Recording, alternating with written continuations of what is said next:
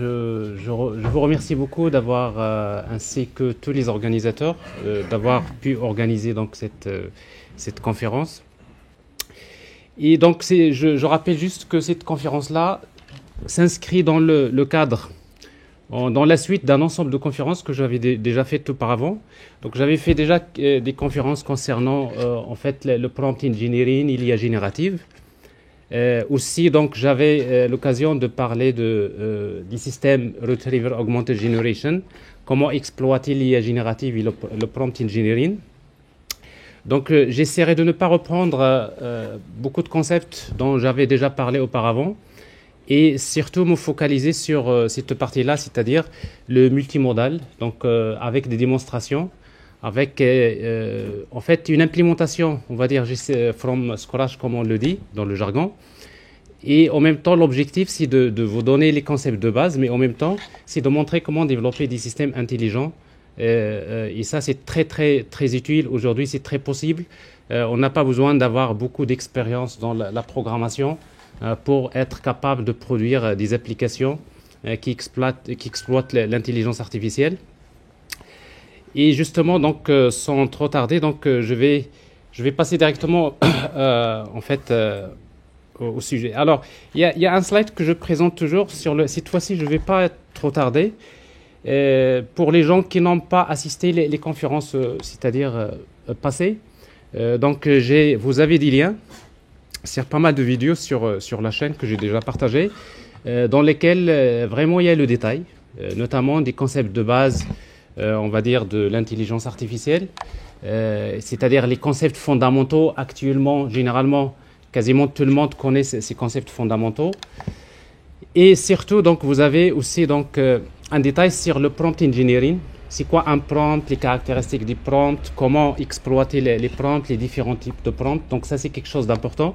Je ne vais pas reprendre cette partie-là aujourd'hui. Donc c'est une partie qui est traitée en détail vous avez des liens. Vous avez aussi les liens pour trouver les supports, notamment le repository GitHub dans lequel vous trouverez les supports, le code source et pas mal de choses qu'on va faire aujourd'hui. Donc ça, c'est ce qu'on va essayer de faire. Donc je vais créer plutôt, je reprends. Donc je vais aller vers quelque part dans un dossier quelconque, GNI. Je vais créer un dossier que je vais appeler multimodal RAG N7.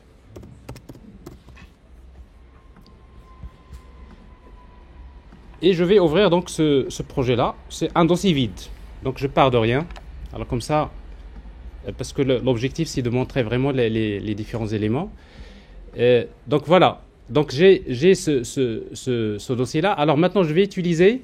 En fait, j'ai deux implémentations. Il y a le langage Java, il y a Python. Alors dans cette démo, je vais utiliser le langage Python parce qu'en fait c'est le plus populaire en tout cas qui est utilisé dans ce domaine. Alors, la première des choses, c'est de créer un environnement virtuel. Voilà. Alors, donc j'ai le terminal. Alors, je vais, en fait, pour ne pas rentrer dans des conflits avec la version, parce que vous pouvez installer plusieurs versions dans votre environnement Python. Les bonnes pratiques veulent toujours créer ce qu'on appelle un environnement virtuel, dans lequel vous pouvez installer vos propres librairies pour cette application, pour ne pas rentrer en conflit avec d'autres librairies qui sont installées. Alors pour cela, donc, je vous ai laissé, voilà, il y a quelques commandes que vous devrez utiliser. Ça, c'est pour créer l'environnement virtuel, comment l'activer et comment faire la mise à jour. Et après, il y a quelques librairies que j'ai besoin d'installer. Donc, c'est ce que je vais faire. Donc, c'est Python. Alors, souvent, vous avez besoin de savoir quelle version de Python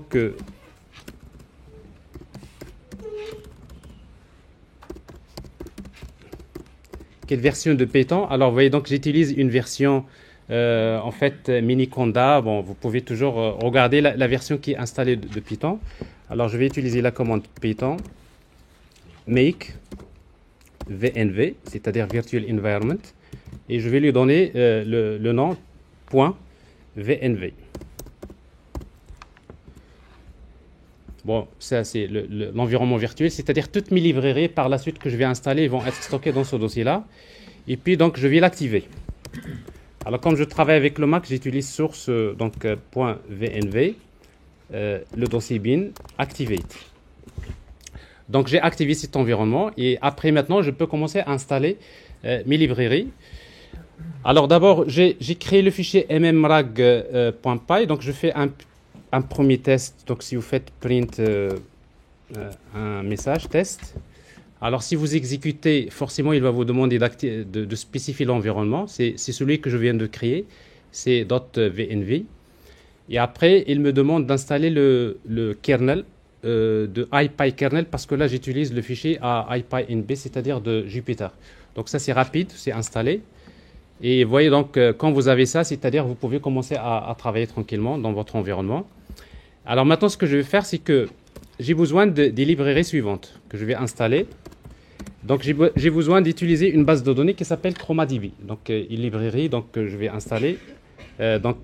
Pip install ChromaDB. Oui.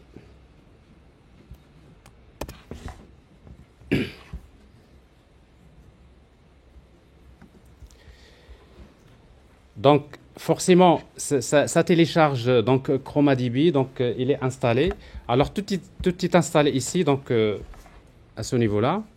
Et puis j'ai besoin d'installer en fait ça c'est pour les images. Normalement dans les nouvelles versions de Python il y a Pillow, donc c'est pour la manipulation des images. Mais comme j'utilise la version 10, déjà il faut mettre à jour cette version, parce que là j'utilise une version de 22. Il vous propose de faire une mise à jour, donc vous pouvez, je reprends cette commande là, upgrade de pip, et après je vais installer Pillow. Et puis j'ai besoin de OpenClip. Rappelez-vous tout à l'heure, j'ai besoin de faire image embedding. Donc ici, donc je vais utiliser OpenClip. Et pour cela, donc vous aurez besoin d'installer OpenClip, la version Torch. Donc PyTorch, donc c'est un framework qui est très connu. Donc je vais l'installer. Donc OpenClip Torch. Et c'est tout. Donc avec ça, on va essayer de faire notre système. Alors une fois c'est installé, donc on aura besoin d'importer. Donc j'ai besoin d'importer ChromaDB. J'ai besoin d'importer from ChromaDB. J'ai besoin, il y a un package utile.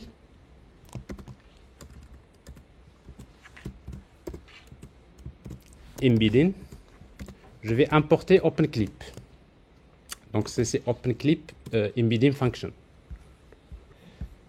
Alors et puis donc j'ai besoin à partir de ChromaDB librairie utils, vous avez data loaders.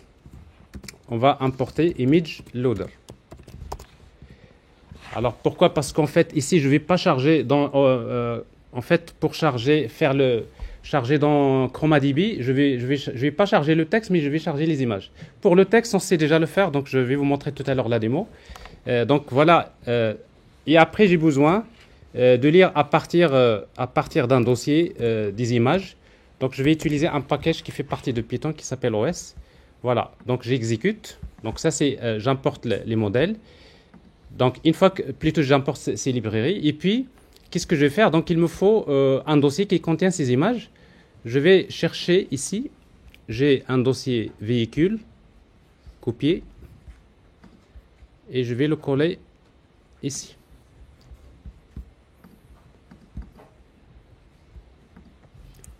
Alors ici donc j'ai une base de données. Vous voyez donc ça c'est un dataset, mais j'ai testé avec beaucoup de types les images médicales dans le domaine, différents domaines. Vraiment, c'est intéressant. Donc, vous pouvez avoir des résultats qui sont impressionnants d'une manière générale. Alors, j'ai un dossier. Alors, maintenant, ce que je vais faire, c'est que je vais donc faire le image embedding. Alors, pour cela, j'ai besoin de faire quoi?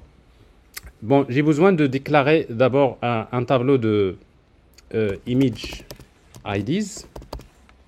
C'est un tableau dans lequel je vais stocker les numéros des images.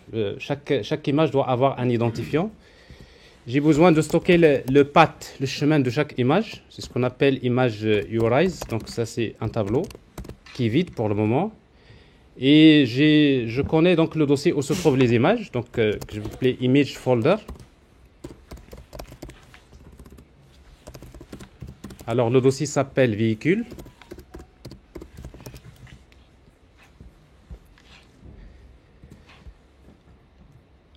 Voilà. Mais avant ça, donc, je dois d'abord créer une instance de ChromaDB. Donc ça, je le laisse tout à l'heure, CTRL X. Alors, je crée d'abord le client ChromaDB Client.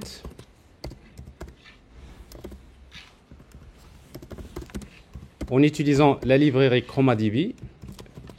Alors, Persistence Client. Alors, Persistence Client, et en fait, ici, je vais utiliser un dossier que je vais appeler ChromaDB Vector Database. Alors, si vous exécutez ça, qu'est-ce qui se passe en fait? Ce qui se passe, c'est que, regardez, il y a un dossier qui va se créer, ChromaDB Vector Database. Vous voyez, donc, Chroma, il utilise SQLite donc, pour stocker ces données. Donc, j'ai ici c'est-à-dire l'unité de persistance, c'est là où les données vont être vectorisées. Et puis, donc, j'ai besoin de créer une instance de image loader. Donc, c'est image loader que j'ai importé. Et j'ai besoin également de créer le modèle, embedding model.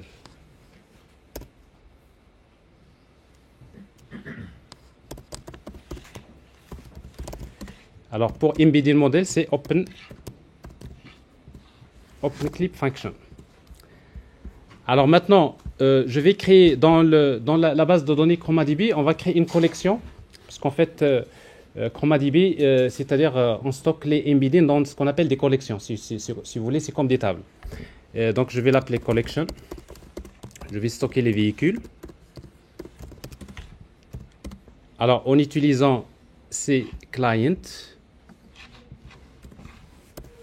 alors c'est ChromaDB client. La méthode s'appelle get or create collection.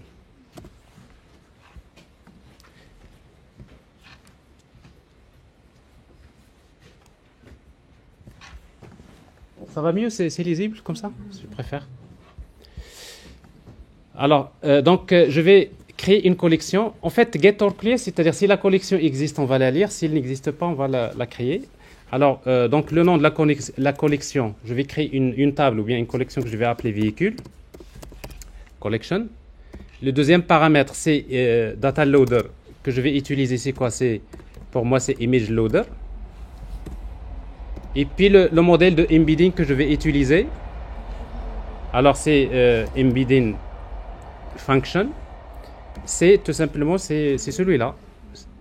Alors j'ai mal écrit, embedding, c'est comme ça?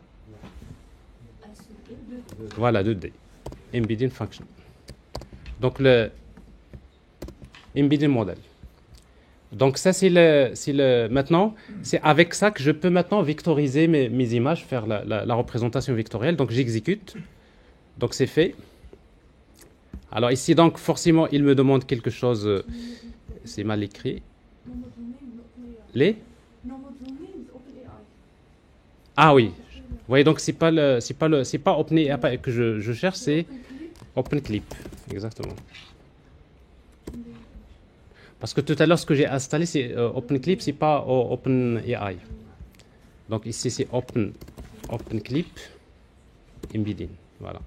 Donc je réimporte ici, je réexécute là. Donc ça, c'est la première opération.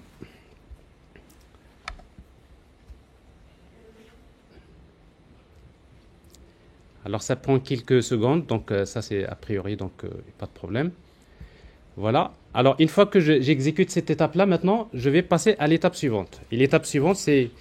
Bon, je reprends ce que j'ai dit tout à l'heure. Maintenant, j'ai besoin d'un tableau dans lequel je vais stocker les IDs, les numéros des images. J'ai besoin d'un tableau dans lequel je vais stocker les chemins de chaque image, c'est URIs. égale. Alors, j'ai besoin également de le dossier images folder. Alors, ici, dans mon cas, c'est le dossier qui contient les images s'appelle véhicule.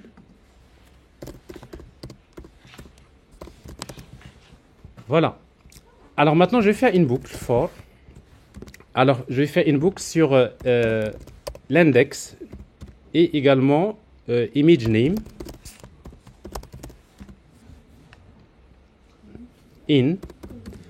Alors, donc je vais chercher avec OS, comme je parcours par l'index et la valeur, donc je vais utiliser enumerate. C'est OS normalement, c'est OS, c'est ce que j'ai importé ici.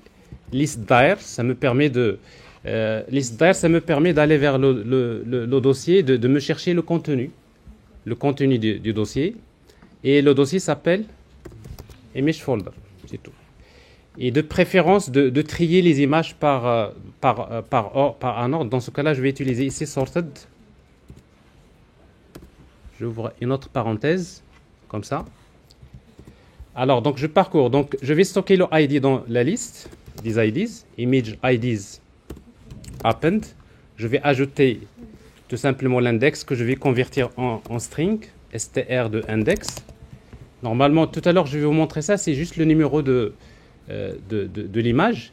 Et puis, j'ai besoin de image path, si vous voulez, image URI. C'est quoi en fait? C'est os.path et je vais faire concaténer join. Il y a image folder avec image name. C'est-à-dire, je prends le folder slash le nom de l'image. Et puis, c'est ce que je vais ajouter dans image URIs append. Donc, c'est l'URI. Voilà, image URI. Voilà. Donc, si je fais ça, j'exécute. Alors, ici, donc, il y a quelque chose qui cloche. Alors,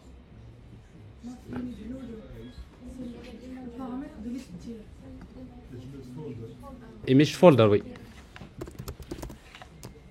Je suis content, il y a des compilateurs. Alors, image folder, c'est pas... Voilà. Donc, je vais list_dir de quoi? De image folder. Donc, j'ai ça. Si vous voulez voir ce qu'il contient, donc je peux afficher print image IDs. Image IDs. Je ne veux pas afficher parce qu'il y en a beaucoup, donc je vais utiliser de 0 jusqu'à 5. Les 5 premiers. Et je vais également afficher les 5 premiers image URIs. Ah, c'est déjà... voilà, donc IDs, URIs. Donc, je vais afficher les 5 premiers. Les 6 premiers. Les 5 ou 6. 1, 2, 3, 4, 5. Alors, vous voyez, donc, c'est le premier. Qu'est-ce que je vois? Je vois juste les index. 0, 1, 2. Ça, c'est les numéros des images parce qu'on a besoin de numéroter. Et les IDs, c'est véhicule slash 1.jpg. C'est ce que j'ai ici. 1.jpg. Donc, je liste le chemin de chaque image. Alors, maintenant, je vais faire le image embedding en utilisant collection véhicule que j'ai créé ici. Donc, c'est là où je vais stocker et je vais utiliser la méthode add. Alors, qu'est-ce que j'ajoute? Il vous faut deux paramètres. Le premier, c'est IDs. Alors, IDs, c'est quoi? C'est image IDs. Et le deuxième, c'est URIs. C'est image URIs que j'ai calculé, que j'ai déterminé. Et c'est tout. Alors, ça, cette opération-là, ça prend un peu de temps. Bien sûr, s'il y a beaucoup d'images, il faut attendre un peu de temps parce que c'est là on va utiliser les transformers ou on utilise parfois les OpenClip. Je vais vous le montrer tout à l'heure parce qu'il utilise en fait une technique particulière qu'il faut connaître. Donc, je vais y revenir juste après cette opération pour vous expliquer le modèle lui-même. Voilà, c'est fait. Alors, pour voir donc si tout marche bien, donc on va utiliser collection, par exemple, véhicule.count. Si vous voulez voir le nombre de documents, soi-disant, qui sont enregistrés, donc vous voyez, 107. Normalement, vous devrez avoir 107, 107. Parce qu'ils ne sont pas numérotés. Les numéros ne sont pas... Et donc, il y a 107 documents. Et puis, maintenant, si on veut faire une recherche, maintenant, j'ai ma base de données vectorielle, je vais faire une recherche sémantique. Alors, qu'est-ce que je vais faire? Donc, je vais chercher, par exemple, un prompt. Je vais créer un prompt. Alors, je vais lui dire, par exemple, donne-moi, comme tout à l'heure, les voitures rouges, les deux voitures, les voitures rouges, les plus anciennes, avec des personnes à côté, etc. Vous pouvez ajouter ce que vous voulez, en tout cas. Donc, j'ai, en fait, ma question, j'ai ma base de données des images, et je vais utiliser, donc, ici, je vais récupérer le résultat de recherche, en utilisant toujours la collection. Et cette fois-ci, je vais utiliser query. Je vais questionner la base de données. Alors ici, donc, il y a des paramètres query text. Alors c'est quoi le texte? C'est le prompt. C'est-à-dire c'est cette question que j'ai posée. Et après, le nombre de résultats. Parce que quand on fait la recherche sémantique, il utilise cosine similarité. Il calcule une distance. Et après, c'est à moi de lui dire, donne-moi les vecteurs les plus proches. Combien de vecteurs? Alors, je vais utiliser par exemple 2, ou 3, ou 4, donc peu importe. Je vais utiliser 4 par exemple. Et puis, vous avez un paramètre include pour lui demander d'inclure dans le résultat, parce que j'ai besoin d'avoir dans le résultat les URI, parce que j'ai besoin d'afficher les images, URIs, et j'ai besoin également des distances, parce que j'ai besoin de regarder un peu les distances calculées. Alors, c'est très rapide cette opération, parce que la recherche, justement, ça doit être instantané. Et puis, donc, je vais l'afficher. Donc, ici, je vais afficher les résultats. Et si vous consultez les résultats, vous allez trouver, vous voyez, donc, il me dit, voilà, les ID, les 4 images qu'il a trouvées, voilà leurs ID. Voilà le chemin, ici, quelque part, il y a les URIs, voilà. Donc, il y a la première image, la deuxième, la troisième, la quatrième. En tout cas, j'ai les chemins. J'ai aussi les distances. Donc ça, c'est les distances calculées. Donc vous voyez, donc ça, c'est les distances par rapport à, on va dire, c'est-à-dire cette image-là, elle est plus proche de cette question. Voilà, donc ça, c'est la distance sémantique. Et puis, je vais afficher, si vous voulez afficher, donc je vais faire juste une boucle. For image. Image path, si vous voulez. Image for URI, une variable URI. In. Alors, qu'est-ce que je vais parcourir? Donc, je vais aller vers les résultats, in results. Et qu'est-ce qui m'intéresse dans le résultat? Ici, ce qui m'intéresse, c'est les URI. Je vais chercher dans les URI. Et bien, je vais faire display pour afficher l'image. Display. Alors, maintenant, pour afficher une image à partir du path, on utilise ce que j'ai. Je ne sais pas si je l'ai importé ici. Je ne l'ai pas fait, mais je vais l'importer. C'est import from pile que j'ai installé tout à l'heure, import image. Pillow, mais la librairie s'appelle pile, comme ça. Alors ici, donc je vais utiliser, donc c'est image open et je lui donne le path. Le path, c'est l'URI.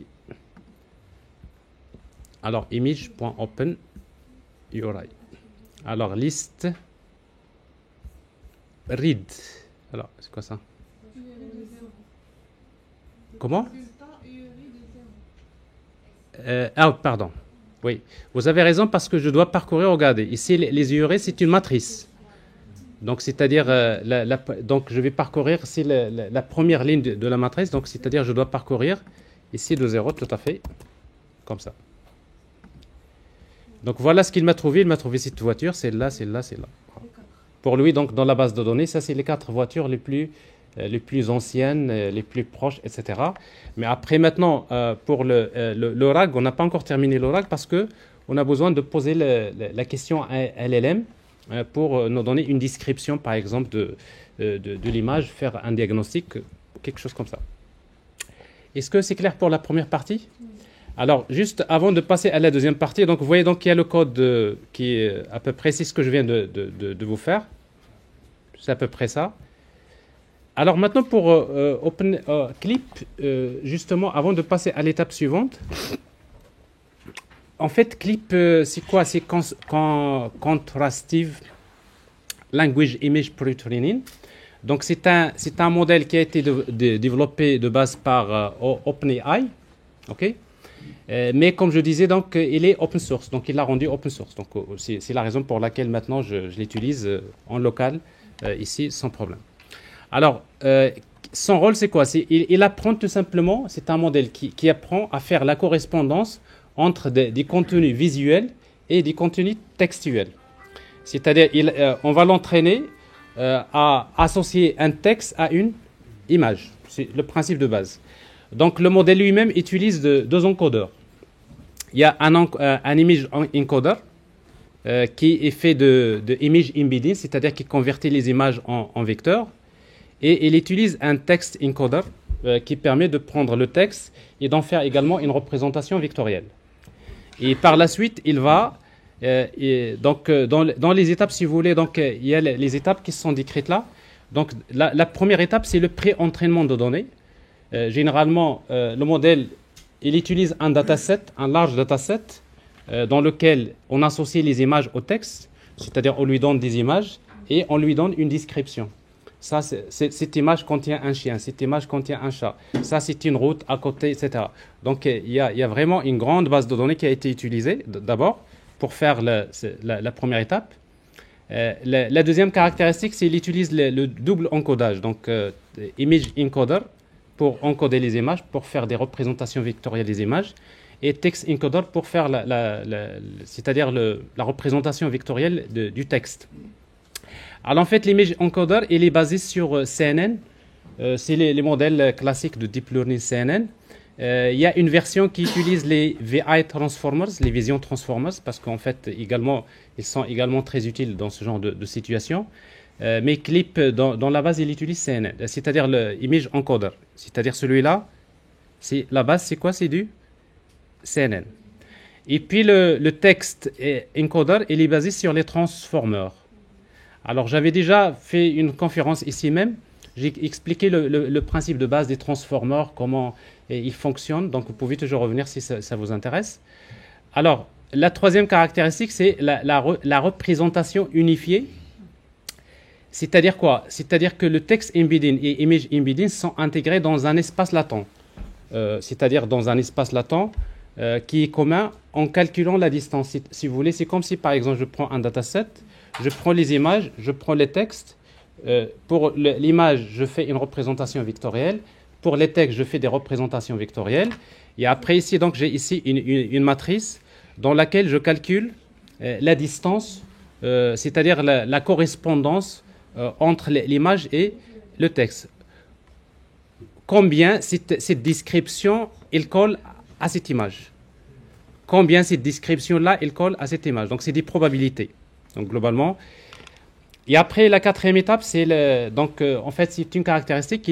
Donc, dans ce calcul, il utilise une fonction perte contrastive dans laquelle on essaye de minimiser la distance entre les vecteurs des paires qui sont correspondantes. Donc, c'est important parce qu'en fait, quand on lui donne c'est-à-dire la base de données, on lui donne par exemple, pour cette image, voilà la description de cette image. Mais également, on lui donne pour cette image, voilà une description qui est fausse. C'est-à-dire, on lui donne une image qui correspond, mais on lui donne également des descriptions qui ne sont pas bonnes. Donc, ce qui fait, bon, ça c'est un travail qui se fait. Et puis, donc, pour la recherche de similarité, c'est ce que je viens de vous faire. Il prend un texte, c'est-à-dire, il peut faire les deux. Hein. C'est-à-dire, on peut lui donner un texte et nous chercher les images. Et on peut lui donner une image et après, il va nous déterminer soit le texte correspondant, si vous voulez.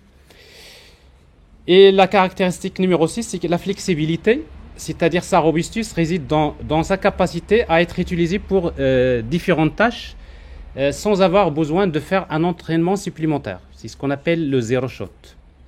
C'est-à-dire, le Clip, vous pouvez l'utiliser. On n'a pas besoin de faire un fine-tuning. On n'a pas besoin d'ajouter d'autres données. Il est capable de résoudre des problèmes comme ça. Donc voilà. Donc ici, j'ai utilisé OpenClip. Vous l'avez vu. Donc il est là. Donc c'est ce que j'ai fait ici. Et donc la suite, ce qu'on va faire maintenant, c'est c'est-à-dire le modèle d'Embedding. Donc ça, c'est ce que je vous ai montré. Donc j'ai fait une recherche, vous l'avez ici.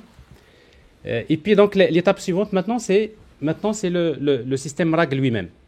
Alors pour le système RAG, donc j'aurai besoin d'importer. Donc comme je vais interagir avec ChatGPT, je vais utiliser donc Chat OpenAI. Donc pour cela, j'ai besoin d'installer LangChain. Donc ça c'est LangChain OpenAI, c'est une librairie que je dois installer, et LangChain Core. Voilà. J'ai besoin donc d'importer Chat Prompt Template parce que c'est lui qui me permet de composer mon prompt.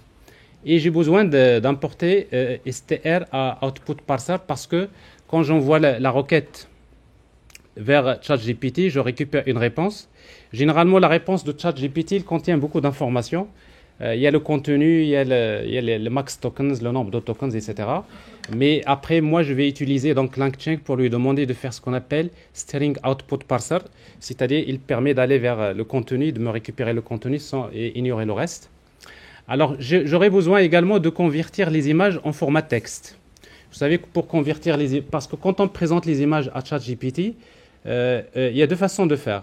Soit dans le prompt, vous lui envoyez l'adresse, l'URL, où se trouve l'image, et dans ce cas-là, c'est lui qui va envoyer la requête pour chercher l'image et de l'analyser. Ben, la deuxième, c'est la plus courante, c'est qu'on lui envoie dans le prompt l'image sous forme de texte. Alors c'est pour cela qu'on va utiliser l'encodage base 64. Et également, donc, je mark down, donc c'est juste afficher la réponse finale formatée. Voilà, donc j'aurai besoin d'une clé OpenAI, donc, que je dois, parce qu'en fait, je vais interroger OpenAI, donc je vais vous montrer comment le faire. Bon, je crée le modèle chat OpenAI, donc je vais utiliser GPT-4o, j'utilise ma clé. La température, idéalement, c'est 0. Donc je rappelle que la température, si vous voulez des réponses précises, généralement, vous utilisez une température 0. Mais si vous voulez des réponses subjectives, c'est-à-dire dans laquelle vous laissez de l'aléatoire, donc on utilise une température proche de 1. Donc voilà, string plutôt str output parser.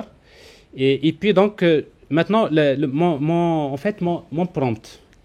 Alors le prompt, vous savez, le prompt il contient un system message, il contient des informations. La question que je vais poser maintenant au modèle LLM, donc je vais utiliser chat prompt from messages. Donc dans le prompt il y a d'abord system message. System. Alors system message, c'est une variable que je vais définir par la suite, que je vais injecter dans ce template, donc system message. Et puis donc je vais lui envoyer la partie user, c'est-à-dire, rappelez-vous donc normalement dans le prompt il y a system message, il y a user message. Alors dans user message, donc je vais envoyer trois choses, trois messages. Alors le premier, il est de quel type? De type texte.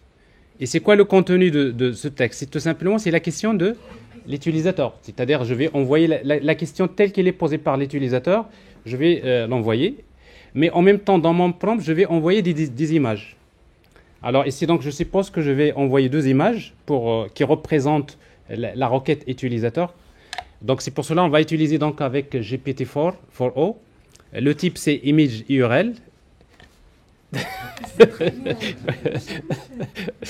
Alors, c'est image URL, donc ça c'est le... Et l'image c'est quoi? Donc il est en format base 64. Alors si pour le format base 64, on utilise donc ce format-là, data, image, JPEG, base 64. Et après, il y a une variable que je vais injecter ici, c'est image data1. Et la même chose ici, donc je vais envoyer l'image. Donc c'est comme si maintenant, quand on va, c'est ce que vous voyez ici, dans l'interface, ça c'est la question. La question utilisateur, il va être saisi à ce niveau-là. Ben, cette question-là, on va lui envoyer, mais en même temps, on va lui dire, par exemple, donne-moi la description des deux photos. Donc je dois chercher d'abord dans la base locale pour faire une recherche sémantique, récupérer les deux photos qui représentent cette question. Et j'envoie la question vers le LLM pour lui demander de me répondre. Donc le LLM, à un moment donné, il va me répondre à ça. Donc ça, c'est ce qu'on va faire ici. Alors maintenant, comme j'utilise ici donc LangChain, ça facilite un peu c'est-à-dire l'interrogation des LLMs. Et ben, je vais créer ce qu'on appelle un pipe, ou bien ce qu'on appelle un chain. Le vision chain, c'est quoi? Donc ici, il va se composer de quoi? D'abord, il y a prompt template, pipe. Ensuite, il y a GPT-4 model, et le deuxième, c'est le parser. Ça veut dire quoi? Ça veut dire que le prompt template, on va lui donner le prompt template, on va lui donner l'input quoi? Il a besoin de quoi? Il a besoin d'un dictionnaire qui contient system message. Il a besoin de user message. Il a besoin de image data 1 et image data 2. Donc on va lui donner l'input de l'objet, c'est ça. Et qu'est-ce qu'il va faire prompt template? À partir de ces données-là, il va générer un prompt. Et puis ce prompt-là, il va le passer à l'étape suivante. Et c'est quoi l'étape suivante? C'est le présenter au modèle GPT-4. Donc il envoie le prompt vers le LLM. Ben, le LLM va donner la réponse. Et quand la réponse arrive, il va passer vers quoi? Vers le parser. Alors le parser, pour nous, on a utilisé string parser qui va aller vers la réponse. Il me récupère la réponse. Donc c'est pas compliqué. Donc ça, c'est le principe de base. Donc on va le produire si vous voulez. Il est 11 heures.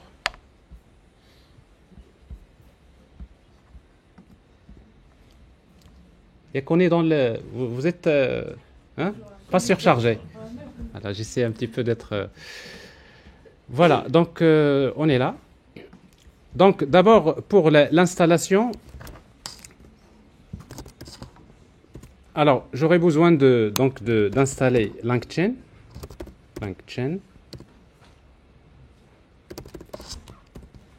LangChain Community, plutôt Core, et LangChain OpenAI. Donc LangChain Core, install.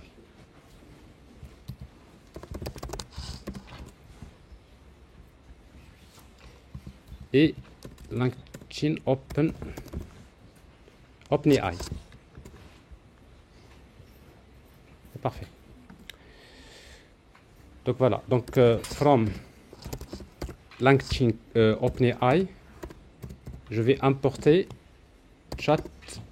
OpenAI chat model. OpenAI. From LangChain Core, je vais importer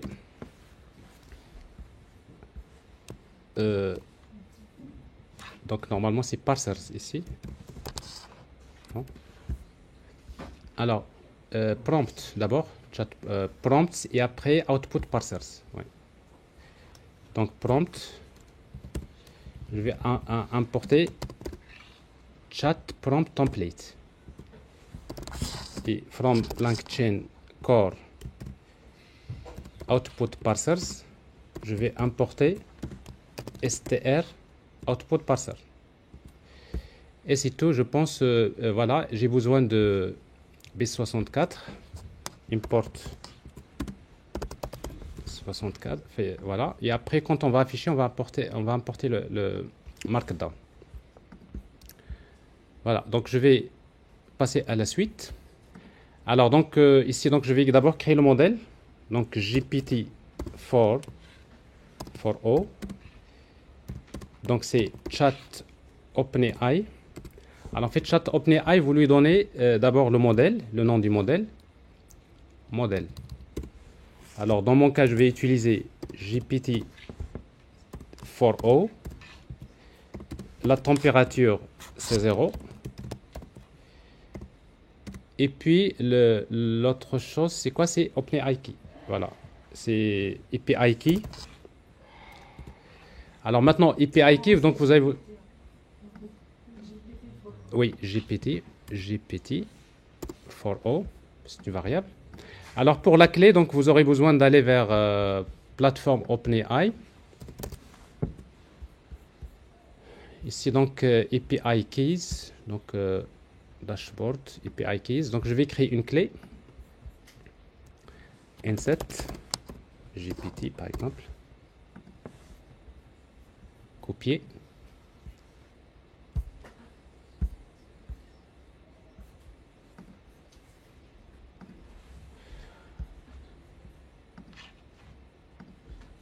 Voilà, donc j'ai une variable OpenAI API key, c'est une variable. Normalement, vous devrez la mettre dans une variable d'environnement pour ne pas, parce qu'on fait ce genre de clé, il faut pas que c'est votre clé, il ne faut pas que ça soit partagé avec ça. Donc ici, donc la clé, donc c'est Open API Key. Donc ça c'est pour le modèle. Alors maintenant pour le prompt template. Alors prompt template, c'est un peu la forme est vraiment parfois vous devrez faire. Alors ici donc c'est chat prompt template. C'est chat prompt template from messages. Alors déjà c'est un tableau. Donc ici. Alors c'est un tableau dans lequel je vais avoir 3 messages. Se forme de. C'est un ensemble de 3 messages. Donc le premier, le deuxième et le troisième. Non, 2 messages. Alors pour le premier message, donc qu'est-ce qu'il y a? Il y a donc la clé système. Alors ici donc je vais mettre une variable qui est system message. Alors le deuxième c'est user. Alors la valeur c'est un tableau parce que user on va envoyer plusieurs parties. Alors c'est un tableau comme ça. Alors chaque partie est définie par le type. Donc ça c'est le type. Alors le type c'est texte. Et le texte lui-même, la valeur du texte c'est une variable. Alors ça c'est ce que je vais appeler user question. 2 points, pardon. Oui, ça c'est un objet JSON, tout à fait. Alors user question. Virgule. Je fais la même chose. Alors le deuxième c'est image URL. C'est une image. Et là c'est image URL. Alors ici donc pour l'image URL, donc c'est comme c'est base 64, donc ça doit être ces data. Data 2 points image slash jpeg point virgule base 64. Ça c'est vraiment c'est des copier-coller. Et après virgule à la fin je pense comme ça. Point virgule c'est ça. Et après donc la valeur. Ici, c'est une variable que je vais appeler image1, image data1. Ça, c'est la première et je fais copier-coller pour la deuxième. Alors ici, image data2. C'est tout. Voilà. Alors ça, c'est prompt template. Et maintenant, le vision chain. Alors, notre modèle, c'est-à-dire qu'il va nous permettre d'interagir avec le pipeline, je vais l'appeler Vision Chain. Alors, ici, donc, il y a d'abord prompt, c'est ça, c'est le prompt template. Il y a la prompt template, pipe, GPT4O, pipe. Et après, je ne l'ai pas instancié, c'est le parser. Alors ici donc le parser c'est str parser, str output parser.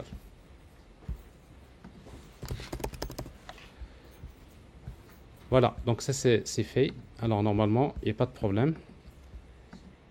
Et maintenant on passe à l'exploitation. Alors pour l'exploitation maintenant je dois définir le contenu. D'abord c'est quoi system message? Alors system message. Alors en fait, system message, on peut lui dire répond à la question de l'utilisateur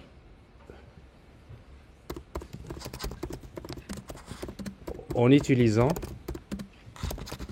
les images fournies dans le contexte. C'est un exemple fourni dans le contexte. Alors, vous l'écrivez en anglais, en français. Donc, ça, c'est système message. Pour nous, répond à la question utilisée en utilisant les images fournies dans le contexte. Vous pouvez lui ajouter, si c'est un chatbot, vous lui dites, si l'information n'existe pas dans le contexte, répond avec je ne sais pas. Mais ici, je ne vais pas le faire, c'est-à-dire même si je ne présente pas les images, il va imaginer des choses. Après, c'est à nous d'évaluer ça. Donc, il y a ça. Donc, j'ai user message. Si vous voulez le user query, user question. Bon, pour moi, la question utilisateur que je vais tester pour le moment, avant de créer l'interface, c'est la question, c'est quoi? C'est par exemple, pour reprendre la même question que tout à l'heure, c'est celle-là que j'ai ici. Donne-moi la description des voitures les plus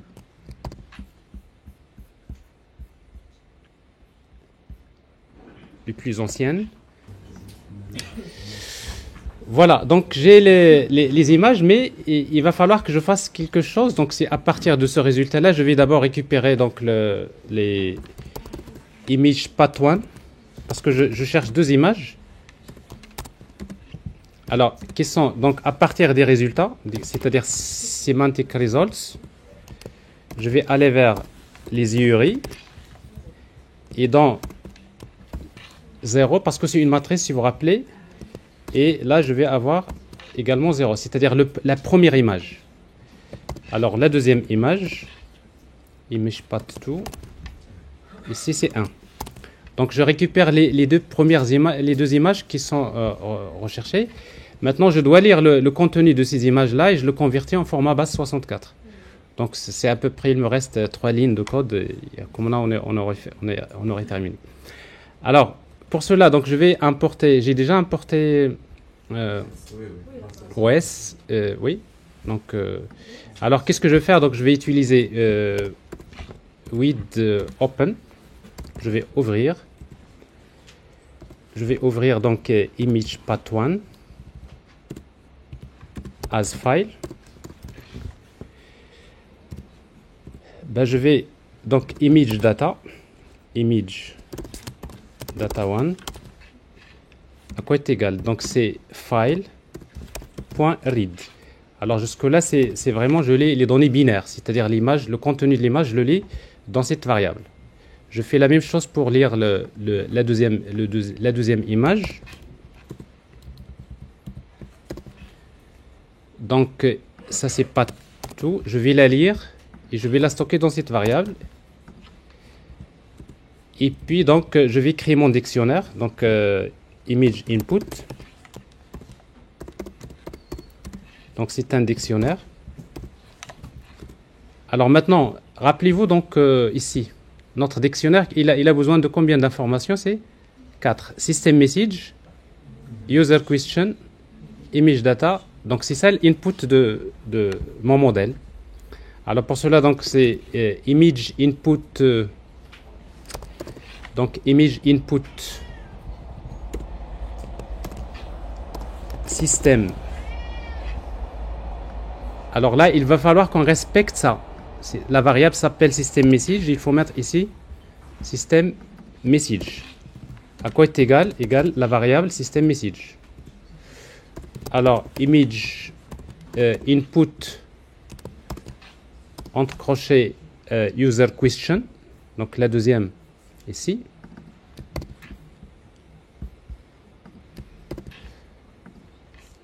Égale user question. Alors la troisième c'est image de data1. C'est-à-dire cette variable là. Et oui, vous avez tout à fait raison. Ça c'est le format, c'est image. Oui, tout à fait. Tout à fait. Alors ici donc user question, ici c'est image data1. Alors maintenant pour image data1, donc ça doit être en base 64. Donc je vais utiliser c'est B64 encode. Je vais encoder cette variable là qui s'appelle image data1. Et après, je vais appeler la méthode décode. J'utilise le format UTF-8. Je fais la même chose pour la deuxième. Image data to. Ici, image data to. Et voilà. Alors maintenant, j'ai mes données en quelque sorte préparées. Il y a quelque chose qui UTF-8 can... Il faut exécuter le bloc 18.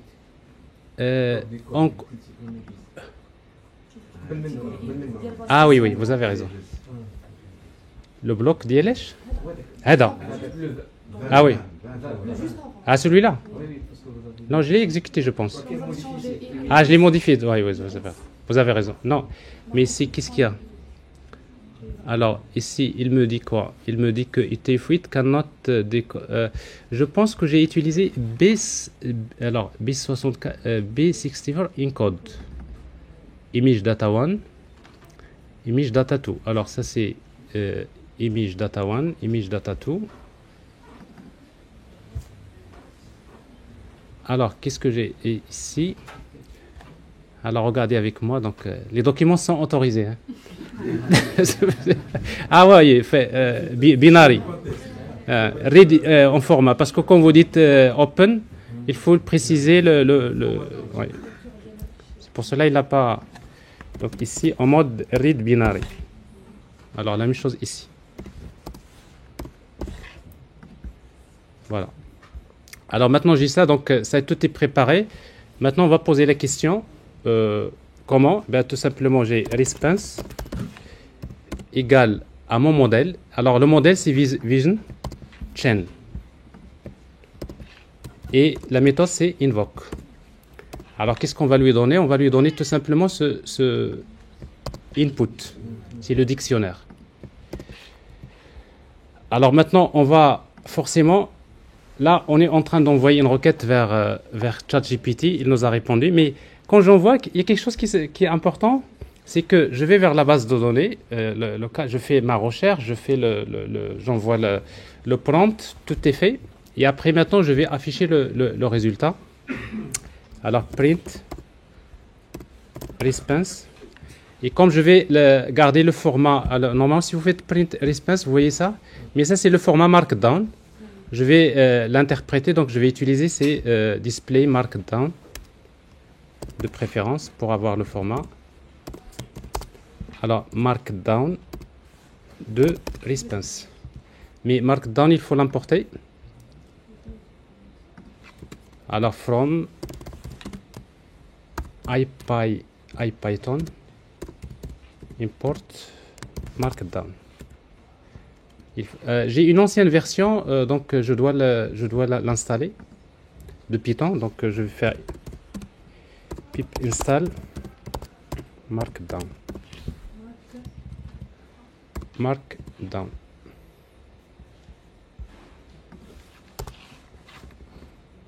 Et py point.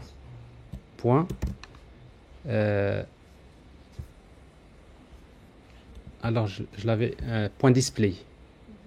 Markdown.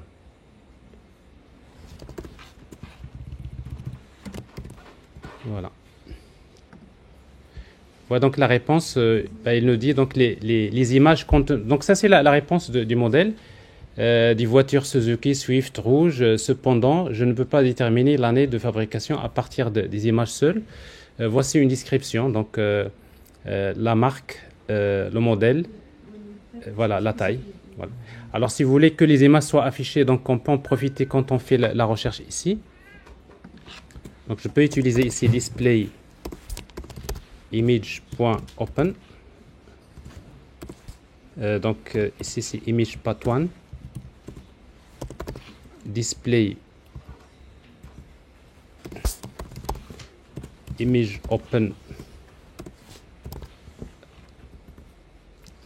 C'est image.2. Voilà. La première, c'est... Il y a un i qui manque, c'est ça? Ah, oui, oui. Image.1, tout à fait.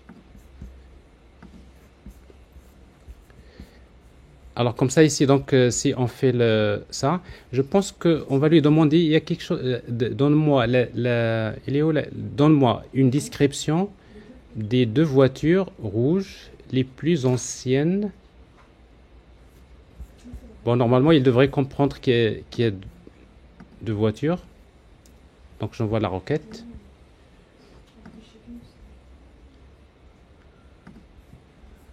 Voilà.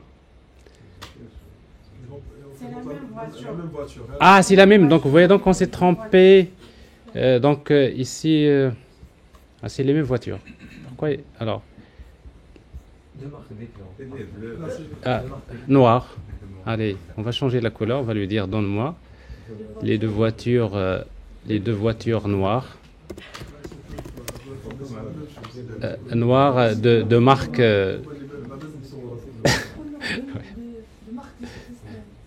Alors, je vais exécuter ça. Alors là, c'est pas une voiture noire. Donc, c'est très important. Ça veut dire que notre système message, le système message qu'on a écrit, on a besoin de le raffiner. Normalement, ça devrait marcher. Donc, il excelle dans ce genre de choses. Les deux voitures. Voilà.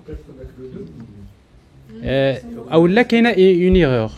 Et ce deux-là. Des voitures. Oui, c'est possible. Et parfois, ce qui se passe, c'est que là, on fait la variable. Vous envoyez la même voiture, donc ça m'est arrivé déjà, mais je pense que c'est pas le cas. Non, mais il fallait changer les voitures que vous lui avez communiquées en fait, ici, parce que je pense que vous avez communiqué pour image data 1, data 2, des voitures rouges à la base. C'est ça. Ça, c'est image data 1. C'est celle que j'ai récupérée. Des voitures rouges. Là, c'est ce qu'on a écrit ici. C'est la requête. Vous avez changé la couleur. Il faut changer peut-être les. Non, parce que, en fait, à vrai dire, donc vous avez ici la question utilisateur. D'accord? La question utilisateur, il demande noir. Donc quand je demande noir, donc je vais vers la base de données, je fais user question. User question, la collection. Les deux premières images, pas 1 ou pas 2. Vous Alors, avez récupéré les deux premières. là, mais la première recherche. C'est-à-dire, regarde, j'ai ici user question, je fais la query d'abord, et après je récupère les voitures. Alors, ici, donc, ça donne ça. Alors, je vais vous montrer directement le résultat final, et comme ça, on va laisser l'occasion de poser des questions. Alors ici, vous voyez, donc il a compris que de modèle, la marque Ford, etc., etc.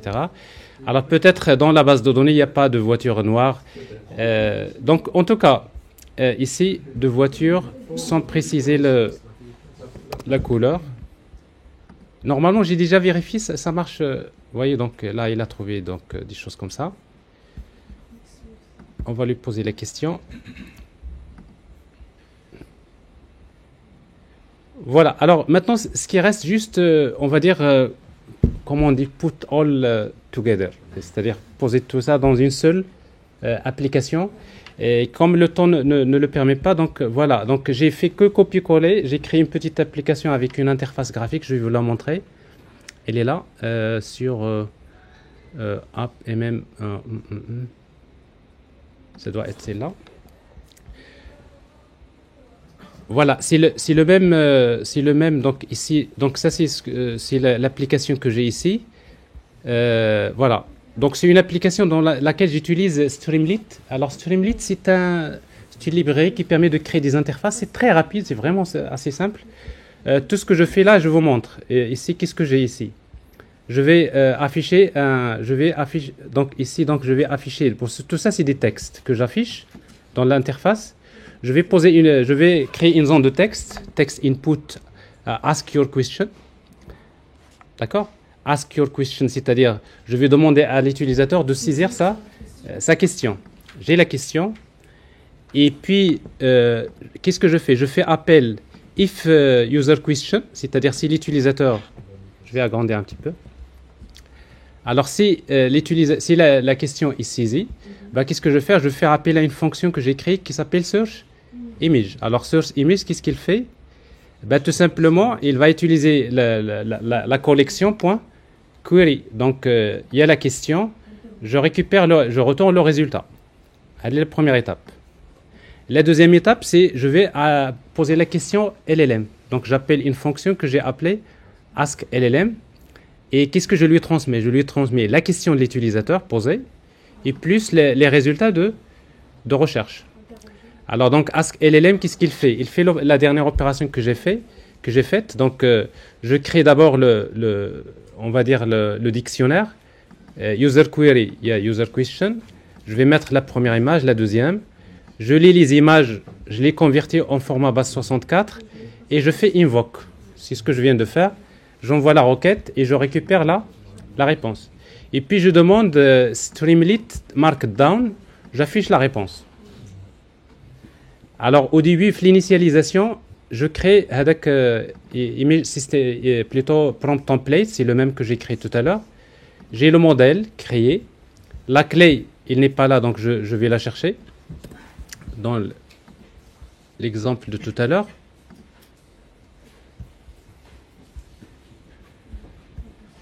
Voilà la clé.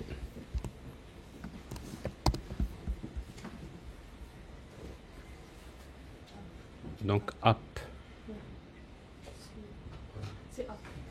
C'est celui-là? Oui, c'est ça. Oui, c'est celui-là. Voilà, CTRL V. Donc je mets la clé. Et voilà, donc c'est vraiment du copier-coller. J'ai même créé une méthode, si vous voulez, c'est-à-dire charger un dossier.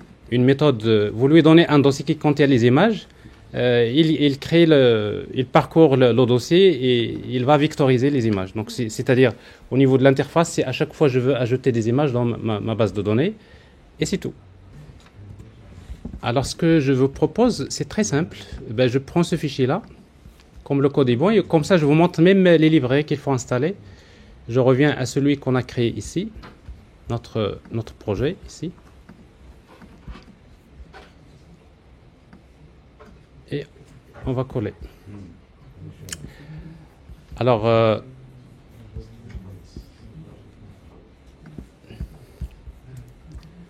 ici, donc, je dois spécifier l'environnement ici, VNV. Voilà. Streamlit, il ne l'a pas connu, donc je vais l'installer. Streamlit. C'est presque terminé. Il est en train de dire... Voilà. Mais il est en train de réclamer, parce que, regardez, nous avons ici un dossier, vous voyez, ce n'est pas, c'est pas le même store. Ici, c'est Chroma. Notre store s'appelle Chroma DB Vector Database. Parce que j'ai fait copier-coller à partir d'un store qui est différent. Donc forcément, il trouve pas le store. La collection s'appelle véhicule, c'est la même, j'ai pas changé. Mais a priori, c'est bon. Voilà.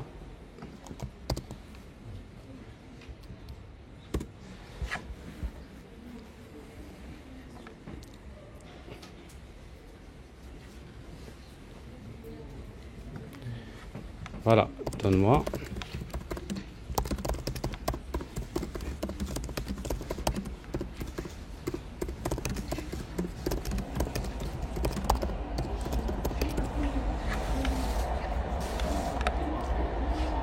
Voilà, alors ici, donc, vous voyez, donc, il a retrouvé les voitures et il a donné donc une description.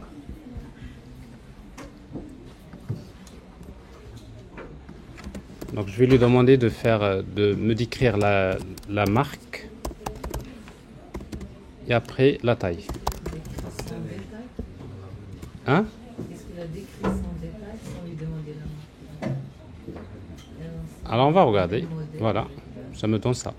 Donc, alors, moi, ce qu'on cherche, maintenant, vous avez un exemple. Vous avez un exemple plutôt qui vous décrit en tout cas comment faire un système, un RAG multimodal. Après, donc, si vous voulez pas voir les rouges, vous mettez les noirs. Donc, normalement, ça devrait marcher. Voilà. Il n'y a pas de noir. Il y a pas beaucoup. J'ai pas posé beaucoup de voitures. Qu'est-ce qu'on peut poser comme question pour faire un peu la différence? La description d'une voiture avec une personne à côté. Je ne sais pas si ça existe, mais en tout cas, personne à côté. Non, je les ai pas. Je les ai pas. Alors, maintenant, ce que vous pouvez faire, c'est d'aller vraiment... croyez-moi, j'ai vraiment mis beaucoup d'images, beaucoup d'images de différents types médicales dans le domaine. Même j'ai pris, ça c'est très intéressant, les captures écran des applications. J'ai pris un document Word dans lequel il y a les captures écran. Vous savez, les captures écran, ça contient beaucoup d'informations. Et après, maintenant, quand vous posez des questions, vous lui dites cherche-moi la capture écran qui permet de montrer comment saisir. Et ça, c'est vraiment intéressant. Donc, je pense j'ai fait le tour de cette question. Et il y a également une petite démo pour le système. J'ai aussi travaillé un système RAG vocal. Je vais juste vous montrer la démo. Et après, donc, je vous laisse poser les questions. Ça va être la dernière. Alors, j'ai ici un cas qui est très intéressant. Alors, c'est celui-là. Alors, pour combiner entre le texte et les images, alors vous avez ici un exemple. Vous avez un exemple ici, donc ChromaDB. Alors ici, je vais activer l'environnement.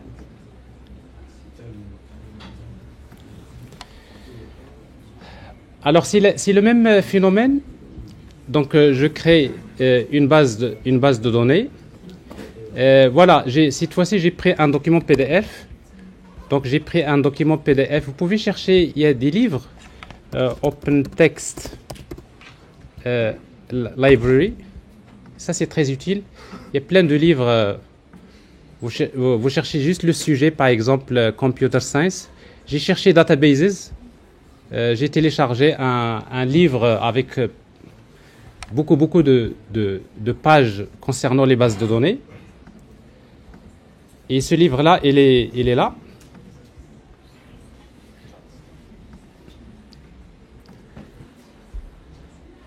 Database, donc il est là. Donc il contient beaucoup de pages. C'est un livre.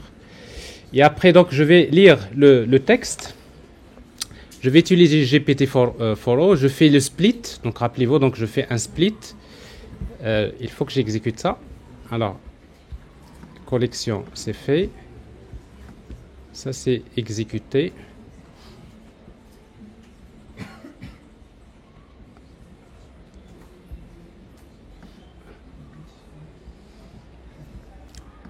Alors, les chunks, il y en a 118 pages. Alors, add, je vais pas ajouter parce que j'ai déjà ajouté, j'ai déjà ajouté le contenu. Je vais pas supprimer également. Sauf que ici, donc, vous aurez besoin j'utilise FastAPI pour pour démarrer une API Python sur le port 8000. Alors, si vous consultez, en fait, c'est-à-dire l'API elle-même, alors si vous faites ici docs, donc ça vous donne la possibilité de poser des questions. Par exemple, ici, c'est quoi une base de données, ou je ne sais pas quoi, vous posez des questions comme ça. Et ça vous donne, vous testez, donc ça vous donne les documents. C'est-à-dire là, c'est juste la recherche du contenu textuel.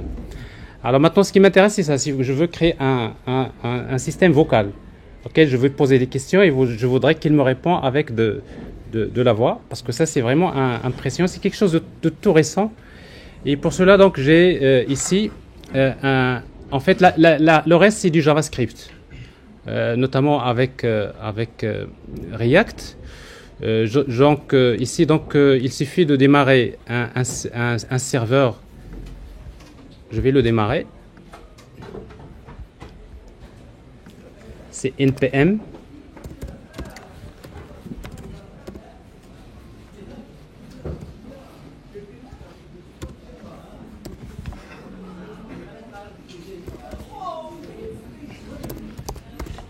Relay. Donc ça c'est un serveur local. Et après je vais démarrer la partie UI en utilisant npm start. Et vous allez voir, c'est vraiment intéressant.